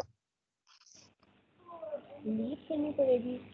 हाँ जी बिल्कुल, उसको रीडू स्टैक को एम्प्टी कर देना। ठीक है, तो ये एक छोटी सी बातें हैं जो कि मेरे ख्याल में बड़ी मजे की है, जो सारे ने यहाँ पे लिखी हुई। ठीक है, सारे will you talk expression evaluator expression section में, वो नेक्स्ट लेक्चर में है ना? आई थिंक उसको अभी रहने देते हैं क्योंकि वो थोड़ा सा हाँ वो नेक्स्ट लेक्चर में करेंगे। ठीक है, चलें जी सर। हाँ जी सर अभी जो आपने वो अंडो रीडू का बताया, मुझे जो उसकी समझ लगी है, मैं उसे एक दफ़ा फ्रेज कर देता हूँ, फिर आप बता दीजिएगा कि जो एक्शंस हो रहे हैं, एक्शंस की जो सीरीज़ है वो हमारे पास एक स्टैक में स्टोर होती जाती है, और जब हमने उसको अंडू करना है तो मतलब उसमें हम पीछे जा सकते हैं और एक दूसरी हम स्टैक ले लेंगे, जब जैसे अंडू करेंगे तो वो उसके अंदर रखते जाएंगे। तो बेसिकली ये जो मैंने आपको सामने पिक्चर बनाई है ना, तो लेट्स से कि ये आपका स्टैक है, ये आपका अनडू का स्टैक है और ये आपका रीडू का स्टैक है। ठीक है, जब आपके एक्शंस हो रहे हैं ना, लेट्स से आप कोई काम कर रहे हैं तो आपका एक्शन 1, एक्शन 2, एक्शन 3 होता है, तो आपने एक्शन 1 यहाँ पे रख दिया, एक्शन 2 यहाँ पर रख दिया, ये अभी एक्शंस हो रहे हैं, तो जैसे एक्शन हो रहे हैं आप साथ उसको अनडू के स्टैक में डाल रहे हैं, एक्शन 3 है वो यहाँ आ गया। ठीक है, अब अगर कोई अनडू का बटन दबाता है तो कौन सा एक्शन अनडू करना है हमने? एक्शन 3 करना है ना, तो वो एक्सेस आपको कहाँ से मिलेगा? यहाँ से एक्सेस मिलेगा। ओके, ये किसी ने अंडू किया तो हमने ये कर दिया। तो अब इशू ये है कि अगर एक्शन 3 को हमने निकाल दिया, सो एक्शन 3 निकाल दिया गया है, राइट? अंडू करने के बाद एक्शन 3 निकाल दिया गया है। सो यहाँ पर अगर मैं इस इरेजर को यूज करने की कोशिश करूँ, एक्शन 3 यहाँ से निकाल दिया गया है। ओके, अब रीडू भी हमने इम्प्लीमेंट करना है, तो A3 को कहाँ जाना चाहिए? रीडू में, राइट। सो ये A3 जो है ये यहाँ से निकलेगा और A3 चला जाएगा इधर। ओके, अब अगर कोई करता है रीडू तो क्या चीज रीडू होगी? A3 रीडू होगा ना। तो ये एक्शन क्या है? ये एप्लीकेशन टू एप्लीकेशन चेंज कर सकता है। अगर टेक्स्ट एडिटर है तो राइटिंग करते हुए वो जो कैरेक्टर की राइटिंग है वो एक्शन है, फिर रीडू ने उसको रिवर्स करना है। एक्चुअली ये भी बात है कि जब आप एक्चुअली इंप्लीमेंट करने बैठेंगे इसको अगर किसी एप्लीकेशन में, तो A3 और A3 का इनवर्स, एक्चुअली अगर आप A3 करते हैं तो redo is the inverse of A3। So you know ये चीज़ आपको एप्लीकेशन लेवल पे देखनी पड़ेगी। So that's what Sarfaraz was saying. So let's से कि अगर अब आप रीडू आपने किया, अभी आपने सॉरी अंडू किया, तो वो यहाँ A3 आ गया। अब कोई रीडू नहीं करता बल्कि कोई और अगला एक्शन कर देता है, लेट्स से A4 कर देता है। ओके, एक्शन A4 कर देता है। अब अगर A4 किसी ने किया है, where should A4 go? A4 को किधर जाना चाहिए? A2 के बाद। A2 के बाद। सो अब ये होगा कि हम रीडू वाले को खाली कर देंगे, राइट? वो जो A3 है ना, वो रीडू नहीं हो सकता, otherwise that just kills the order, order को खराब कर देगा। सो व्हाट हैपेंस इज आप इसको निकाल देंगे। ओके, सो आई थिंक ये बात हमने की है। सो इसमें से आगे चलते हैं। So let's now go to the sister data structure of stacks in a way, which is queue।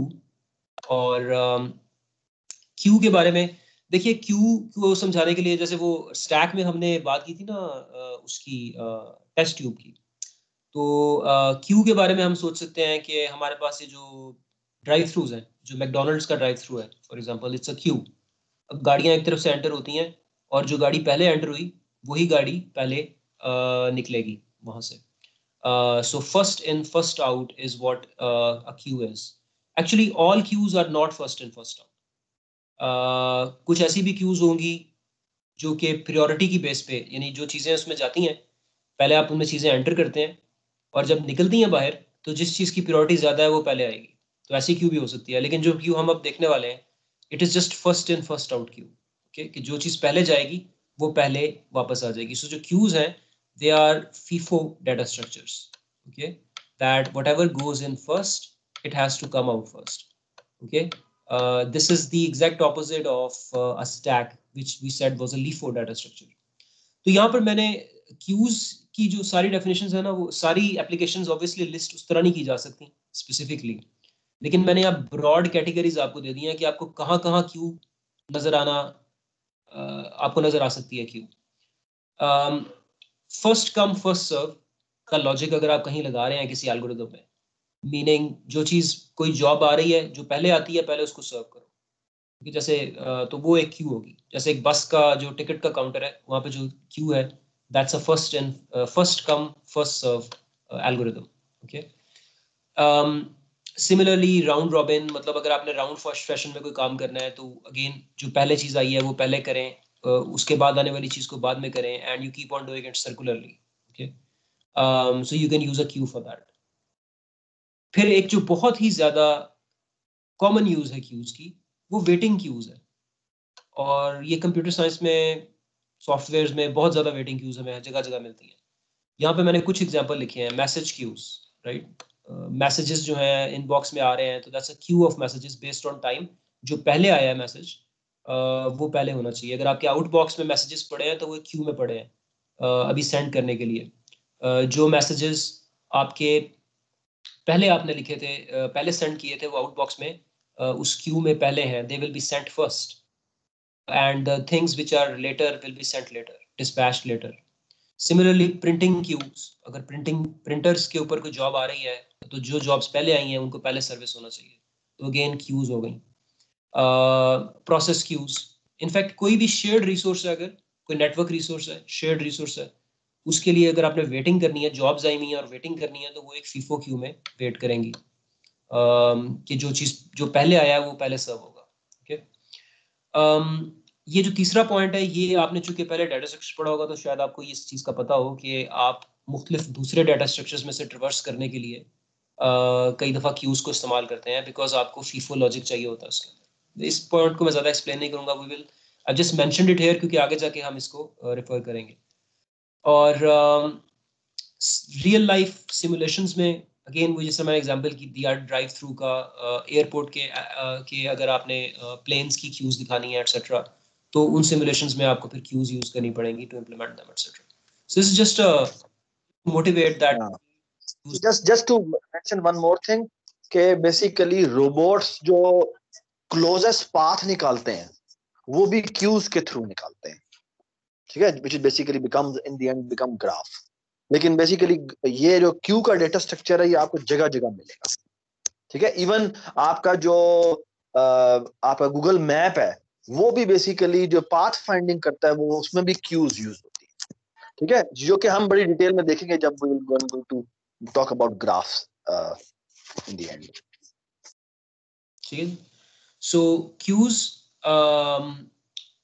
Are this kind of a data structure, they are like a waiting data structure, और जो पहली simplest किस्म की Q है वो first in first out है।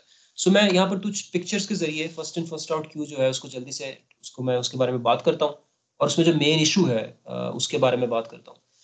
So what we have is, again, we have an array at the end of the day. हमने सिर्फ arrays की अभी बात की है, तो हमारे पास एक array है और हमने उस array को रखा हुआ है कहीं पे, और हम इस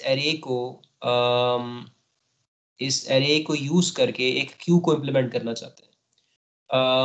जाहिर है जब मैं इसको implement करूंगा तो इस array का एक capacity होगी, एक dynamic array होगी, उसी तरह इसकी capacity होगी, फिर इसका size होगा, वगैरह वगैरह।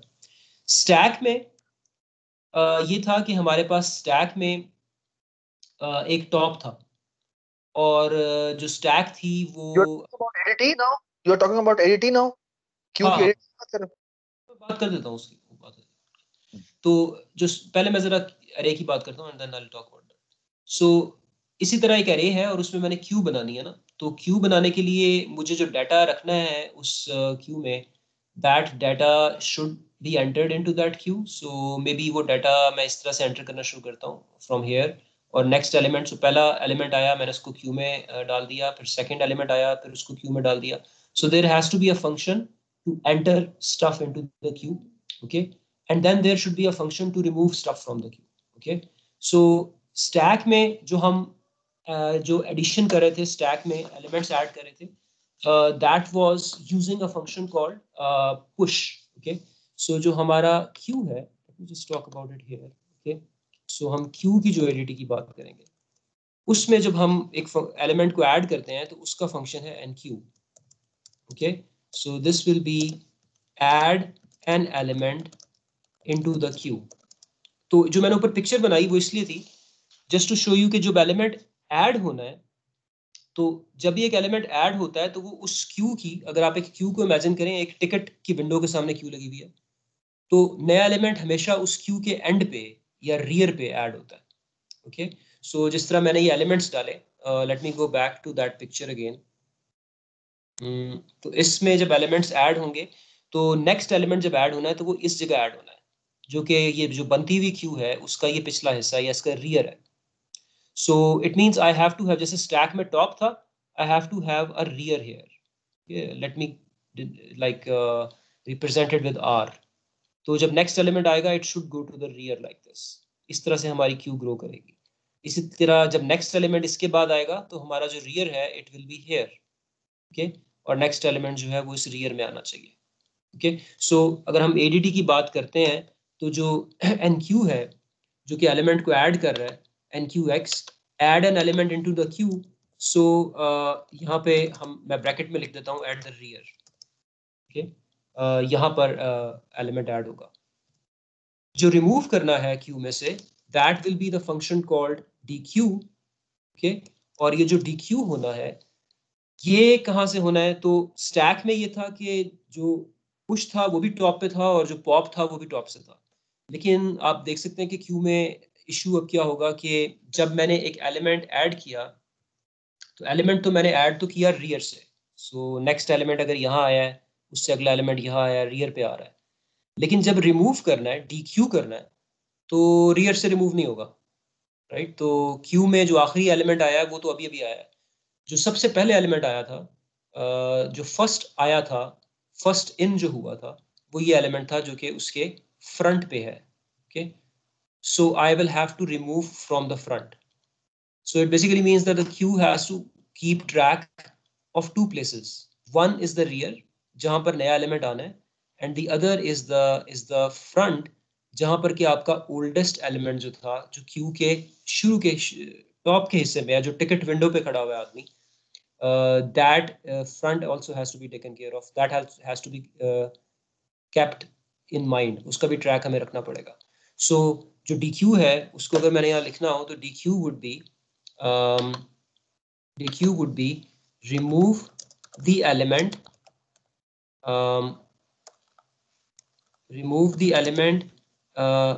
from the front, remove the element from the queue, और मैं ब्रैकेट में लिख देता हूँ from the front, ओके। तो फर्स्ट इन फर्स्ट आउट जो क्यू है उसको जब नए आने वाले एलिमेंट्स हैं उनको रियर पे रखना है, रियर के ऊपर नया एलिमेंट आएगा, और जब निकालना है तो उस एलिमेंट को निकालना है जो कि फ्रंट पे है, बिल्कुल क्यू के हेड ऑफ द क्यू के ऊपर है, स्टार्ट पे है। सो पुश पॉप की जगह we have enqueue dequeue in a queue, और इनकी थोड़ी सी एक प्रॉब्लम बनेगी जिसको हम देखेंगे कि एन क्यू डी क्यू और फ्रंट और रियर को हमें कैसे मैनेज करना है। एक चीज वही, तीसरा मेथड सेम है, peak. Okay, we should be able to look at an element, and the element that we can look at is the element at the front of the queue. So peek is return the element at the front of queue. Okay, वो element जिसको dq remove कर देता है, peek से आप उसको सिर्फ access कर सकते हैं. If you just want to read it, तो आप उसको वहाँ से access कर सकते हैं. So these three methods, enqueue, dequeue, and peek, are, and actually this is one more method which is empty. Okay, so जो empty का method है, that's just returns true if queue is empty and false otherwise. तो ये मैंने जैसे stack में बनाया था उसी तरह से queue में बनाया. तो अगर मैंने ये methods implement करने हैं तो एक array से करने हैं. अब थोड़ा सा मैं आपको example दिखाता हूँ कि इनको implement करते हुए क्या issues आ सकते हैं. Let's see. So अब आपको पता है कि हमारे पास एक array है और हमारे पास एक फ्रंट है, फ्रंट पोजीशन है, एक रियर पोजीशन है, और अब हमने उसमें एनक्यूज करने हैं और डीक्यूज करने हैं, तो हम कैसे करेंगे? Okay, so let's do this. Let's say मेरे पास एक array है. Let me begin with this array and let's say that this array is empty at the beginning. So I have this array. Okay, at the beginning it is empty, और मैं इसको कुछ ऐसे stand कर दूंगा. अच्छा, by the way you can keep this in mind कि जिस तरह से मैं क्यू इंप्लीमेंट करने वाला हूँ, यू ऑलवेज नो कि क्यू में करंटली कितने एलिमेंट्स हैं, तो आप एक साइज का भी वेरिएबल रखेंगे कि क्यू में करंटली एक एलिमेंट है या दो एलिमेंट है या कोई एलिमेंट नहीं है, व्हाटएवर, तो उसका ट्रैक हम लोग रखेंगे. तो शुरू में लेट्स से कि मैं 2-3 इनक्यूज करता हूँ. सो मैं 1 इनक्यू करता हूँ तो वो यहाँ आ जाएगा. ओके, सॉरी, सो शुरू में जो रियर है वो इधर है, सो 1 जो है वो यहाँ आ जाएगा, 2 आ जाएगा, फिर उसके बाद मैं 3 एंटर करता हूँ, 3 आ जाएगा. इस सिचुएशन में, इस पॉइंट पे अगर हम देखें तो मेरे पास जो फ्रंट है that is at 1. Okay, this is where the front of the queue is and this is where the rear of the queue is. Okay, the next element if I want to add 4, तो 4 इधर आ गया. Okay, and after this I can bring the rear of the queue, sorry, 4 यहाँ आ गया, और अब मुझे कुछ इसको erase करना होगा.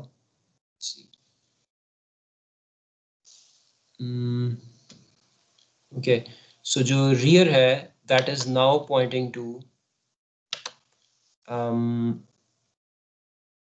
rear is now pointing here. Okay, so rear of the queue यहाँ आ गया. So again मुख्तलिफ implementations में थोड़े बहुत फ़र्क हो सकते हैं. I think I will start like this कि front और rear शुरू में 0 पे हैं, फिर आप एक element add करते हैं and then rear moves to the next slot and then the rear moves to the next slot. उस केस में आपका जो rear है वो यहाँ भी हो सकता है. The rear is actually the next slot where you enter the element.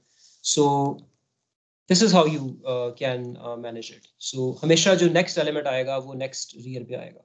Okay, so if the rear is here then the next element comes here, and so on and so forth.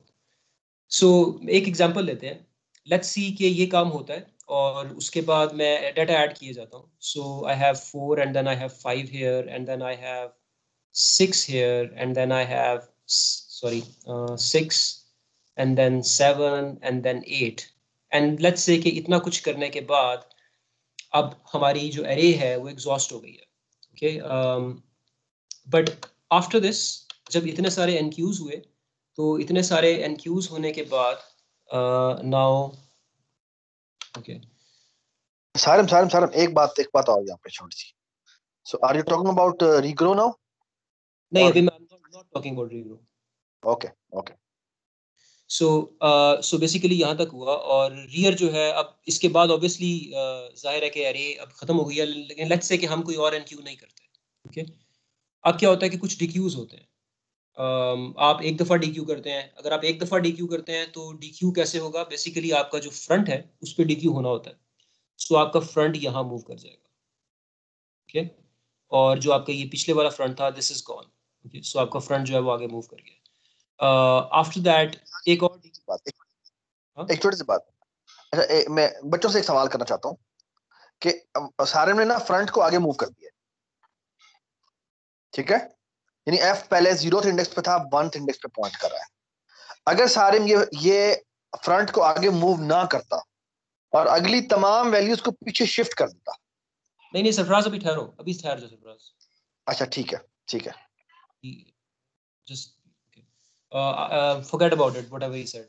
तो हम front को आगे move कर देते हैं। That basically means कि logically क्या हुआ है कि ये सारा कुछ जो है ये खत्म हो गया, लॉजिकली ये खत्म हो गया ना। अगर फ्रंट आगे मूव किया इसका मतलब है कि जो चीज यहाँ थी वो खत्म हो गई है। एक और DQ मैं करता हूँ, एक और DQ करता हूँ तो फ्रंट एक आगे और मूव करेगा। सो 2 ये खत्म हो गया और फ्रंट जो है वो अब आगे यहाँ चला गया। My front right now is eight this point. Okay, let's stop at this point and talk about something. शुरू में मैंने NQs किए थे, रियर पे NQs होते होते होते होते मैं यहाँ तक आ गया था, और अब उसके बाद मैंने 2 DQs किए। वो DQ यहाँ हुआ और यहाँ हुआ। सो अब इसका मतलब है कि ये 2 स्लॉट्स अवेलेबल हैं। लेकिन अब इशू क्या है कि अब मैं एक और NQ करता हूँ। अब अगर मैं एक NQ करूंगा तो ज़ाहिर है मेरा कायदा ये है कि NQ मेरा जो है वो रियर पे होना है, लेकिन रियर तो एंड पे जा चुका हुआ है। So अगर मैं एक और NQ करूंगा, I have no space for it, okay? But actually I do have space for it, and that space is here, okay? So the problem is कि मैंने कुछ NQs किए थे, बहुत सारे NQs किए शुरू में, उसके बाद मैंने कुछ DQs भी किए, और DQs करने की वजह से शुरू में जगह बन गई। एक और NQ अगर होता है तो that NQ has a place, हम उसको यहाँ पर रख सकते हैं, राइट? लेकिन मेरा रियर तो एंड पे जा चुका हुआ है और NQ तो मैं रियर पे करता हूँ। So what will be the solution to, what should I do in this case? क्योंकि मेरे पास एक साइज का वेरिएबल है, मुझे पता है कि जो मेरी एरे है उसमें 8 की कैपेसिटी है, so my capacity is 8, but my size is just 6। I have 6 elements in this, so I do have space, लेकिन रियर एंड पे जा चुका हुआ है। What will be the solution to this problem in coding? किस तरह से हम, एक सोल्यूशन क्या किया जा सकता है, पहला सोल्यूशन क्या हो सकता है? एक सोल्यूशन मैं आपको बता देता हूँ।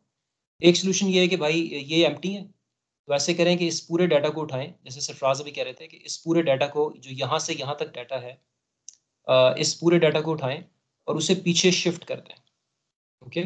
तो जो 3 है वो शुरू में आ जाएगा, 3 को शिफ्ट करके यहाँ लेके आए, 4 को शिफ्ट करके यहाँ लेके आए, 5 को शिफ्ट करके यहाँ लेके आए, and so on and so fourth. ये शिफ्ट जो है ये इस तरह से होते जाएंगे, और जब ये शिफ्ट्स हो जाएंगे, 8 जो है वो यहाँ चला गया, तो आखिरी 2 स्लॉट्स खाली हो जाएंगे, और फिर यहाँ पर रियर जो है वो अपना नेक्स्ट NQ जो है वो यहाँ से हो सकता है। तो ये सब शिफ्टिंग मैं कर सकता हूँ। क्वेश्चन मेरा आपसे ये, अगर मैं ये शिफ्टिंग करता हूँ तो NQ की कम्प्लेक्सिटी कितनी हो जाएगी? NQ पे कितना टाइम लगेगा? अगर ये n साइज की अरे है और मैं अगर इस तरह से शिफ्टिंग करता हूँ, how much time will NQ operation take in that case? Quadratic बन जाएगा सर जितनी दफा DQ हो मल्टीपल 10। हाँ, वो पर्टिकुलर NQ जो है वो गिवन, वो NQ एक जो है वो लीनियर टाइम लेगा, मीनिंग के वो पूरे डाटा को उठा के पीछे ला रहा है। लेकिन जब हम मल्टीपल NQs करते जाएंगे तो हो सकता है कि बहुत सारे NQs ऐसे हो रहे हैं जिनके अंदर शिफ्टिंग हो रही है, क्योंकि आप थोड़े से DQs करते हैं, पीछे स्पेस बनती है, फिर आप NQs करते हैं, तो जब आप NQs करते हैं तो आप डाटा शिफ्ट करते हैं, जब आपका रियर जो है वो एरे की एंड पे पहुंचता है, आप डाटा को शिफ्ट करते हैं, and as you shift data you take n time. So overall अगर n ऑपरेशंस है, अगर आपके NQ ऑपरेशंस हैं और उनमें से कई ऑपरेशंस ऐसे हैं जो कि n टाइम ले रहे हैं, so what you get is a total of n square time for n NQs। n दफा NQ करते हैं तो you get a total of n square for that round about, okay? कुछ NQs चीप भी हो सकते हैं, but a lot of them will take this, due to this shifting they will take n time. So I guess most of you know the solution to this problem. क्या solution हो सकता है इस problem का? Sir एक तो हमारे पास pointer है ना जो उसके पहले इंडेक्स को पॉइंट कर रहा है, और एक साइज है, और एक हम उसमें रख लेंगे कि उससे आगे कितना मूव किया है, इंटीजर रख लेंगे, तो उससे मतलब हमें फिर पता चलेगा कि 8 के बाद फिर हम फिर से शुरू से उसे फिल करना शुरू कर देंगे। अगर पहली बात तो इसमें ये है कि एक एलिमेंट जो है ना वो एरे के स्टार्ट पे नहीं कर रहा, जो फ्रंट है आपका, फ्रंट में not be at the start of the array. अगर आपने एक दो दफा डीक्यू कर दिया है, जैसे आप इस पिक्चर में देख रहे हैं कि फ्रंट जो है it has moved to another place, right. तो फ्रंट आपका जो है वो यहाँ तक मूव कर चुका हुआ है, और not necessarily the start of the array. So दूसरी बात आपकी ठीक है कि जब आपका रियर एंड तक पहुंचता है तो हमें पता है कि अब हमारे पास शुरू से लेके फ्रंट तक जो एरिया है वो फ्री है, तो हम रियर को वापस ले जा सकते हैं। हम रियर को यहाँ से सिंपली दोबारा कह सकते हैं कि आप शुरू में आ जाए। And if we do that तो this becomes a circular data structure. Okay, so you should know that why a queue has to be circular. A queue has to be circular because when you have two ends, when you have the front end also and the front can move forward, तो front से पहले space बन सकती है, और उसको use करने के लिए हमें rear को वापस लाना पड़ता है, circularly वापस shift करना पड़ता है before the front. Okay, so this is why we need queue to be circular. Okay? Any questions regarding this much so far? We can go into the depth of the circular queue, लेकिन अगर अभी तक जो इसमें कोई question है कि shifting क्यों जरूरत है, तो शिफ्टिंग को हम की क्यों जरूरत पड़ी थी, अगर इस पे कोई सवाल है तो मैं जवाब दे सकता हूँ। तो नॉट पर्टिकुलरली शिफ्टिंग का, लेकिन बस सवाल ये है कि जब हम सर्कुलर बना देंगे तब भी we may have a situation where we have filled all the places, तो तब हम फिर उससे फिर ग्रो करेंगे। हाँ, तो वो सिचुएशन अपनी जगह खड़ी है, वो सिचुएशन अपनी जगह है। That is a separate issue, meaning कि अगर एक क्यूब भर गई तो फिर तो डेफिनेटली उसको रीग्रो करना पड़ेगा। लेकिन यहाँ प्रॉब्लम ये थी कि अभी भरी नहीं थी, लेकिन रियर एंड पे पहुंच गया था, इसलिए शिफ्टिंग करनी पड़ी थी। जब भर जाएगी वो तो फिर रीग्रो करना पड़ेगा, उसका और कोई सोल्यूशन नहीं है। Then we have to but double. जब हम रीग्रो करेंगे तो हम उसको फिर फॉर लूप डायरेक्ट नहीं चला सकते ना, क्योंकि फॉर जो उसका स्टार्ट और एंड है वो अरे के बीच में कहीं भी हो सकते हैं हम फ्रंट से एक दूसरे का। हम जो लूप है ना अपनी, वो फ्रंट से रियर तक चलाएंगे। हाँ ठीक है, ठीक है, और लेकिन लेस देन रियर भी नहीं कह सकते, लेस देन रियर भी नहीं कह सकते, रियर हो सकता है पीछे पड़ा। तो पहले तो मैं फ्रंट लेकिन से मेरा ख्याल है इसका बहुत अच्छा सोल्यूशन पता क्या होता है, इसका बेस्ट सोल्यूशन ये होता है कि साइज को रखें। In my opinion that is the best solution. I completely agree, size को भी रखें, साइज उस साइज का लूप चलाएं, और वो उसको बेसिक जो फ्रंट प्लस फ्रंट से लूप शुरू करें और साइज तक उसको चलाते जाएं, और जैसे ही वो उसके साइज से एक्सीड करे तो उसको रैप अराउंड करें। हाँ, सो हमें सिर्फ we just have to keep track of the fact that index, हमारी जो इंडेक्सिंग है वो आप दुरुस्त कह रहे हैं कि फ्रंट से रियर तक हमने जाना है कॉपी करने के लिए, और जो नई एरे है उसमें तो ज़ाहिर हमने जीरो से स्टार्ट करना है, वो कॉपिंग जीरो से होती है। लेकिन कितनी चीज़ें कॉपी होनी चाहिए, उतनी होनी चाहिए जो कि साइज है। अगर 6 चीज़ें हैं तो 6 कॉपी होंगी, अगर 8 है तो 8 कॉपी होंगी, and so on and so. So मैं एक पिक्चर बना देता हूँ यहाँ पे। Let's make a picture of a cube. सारे मुझे 5 मिनट्स। ओके, ओके, तो फिर कोड तो नहीं कर सकते हम इसको? हाँ कोई बात नहीं, कोड हम इनको दे देंगे, ठीक है। हम ऐसे करते हैं कि we will share those problems जो मैं बात कर रहा था, and we are going to have some, we will talk about the queue also. So मुझे 5 से 10 मिनट लगेंगे, इज दैट ओके? हाँ 5 से 10, 10 से ऊपर नहीं चाहिए, 5 से 10 कोशिश करना, ठीक। 10 से ऊपर नहीं होंगे। सो ऐसा होगा कि थोड़ा सा सर्कुलर की बात कर लेते हैं ना, तो इस तरह है कि शुरू में हम ऐसे करेंगे कि हम अपने फ्रंट और रियर को, so let me just make a few boxes here. Okay, so the way I was thinking of implementing it, actually that I did implement it for you, was that कि front और rear को शुरू में मैं यहाँ रख दूंगा, और what I will have always is some size variable which in the beginning is going to be 0, that I have nothing in the queue.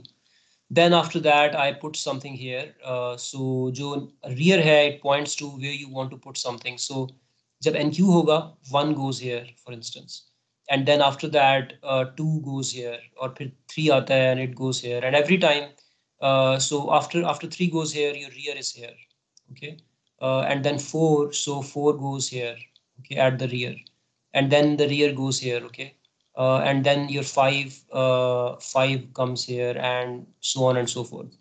उसके बाद let's say कि यहाँ तक हम हैं. Let me just redraw the front and rear pointers.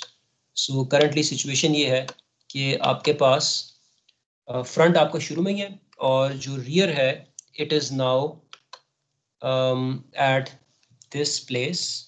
Rear is at this place, okay. और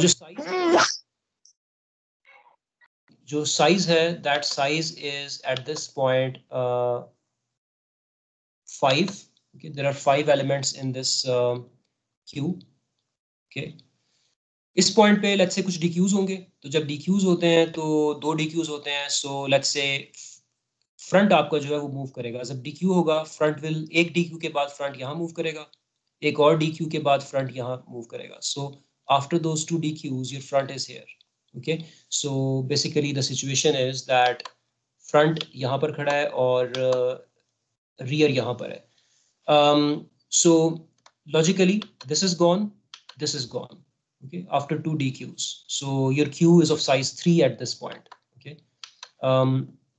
So बस एक दो और operations हमने देखने हैं. So at this point ये दोनों empty हैं, size आपका 3 है और rear यहाँ खड़ा है. Let's have 4 more additions into it. So you have let's say NQ 6, 7 and 8 होता है. तो जब 6 होगा और 7 होगा और फिर 7 जब NQ होगा तो rear आपका इधर है, rear आपका आगे मूव करता जा रहा है, okay?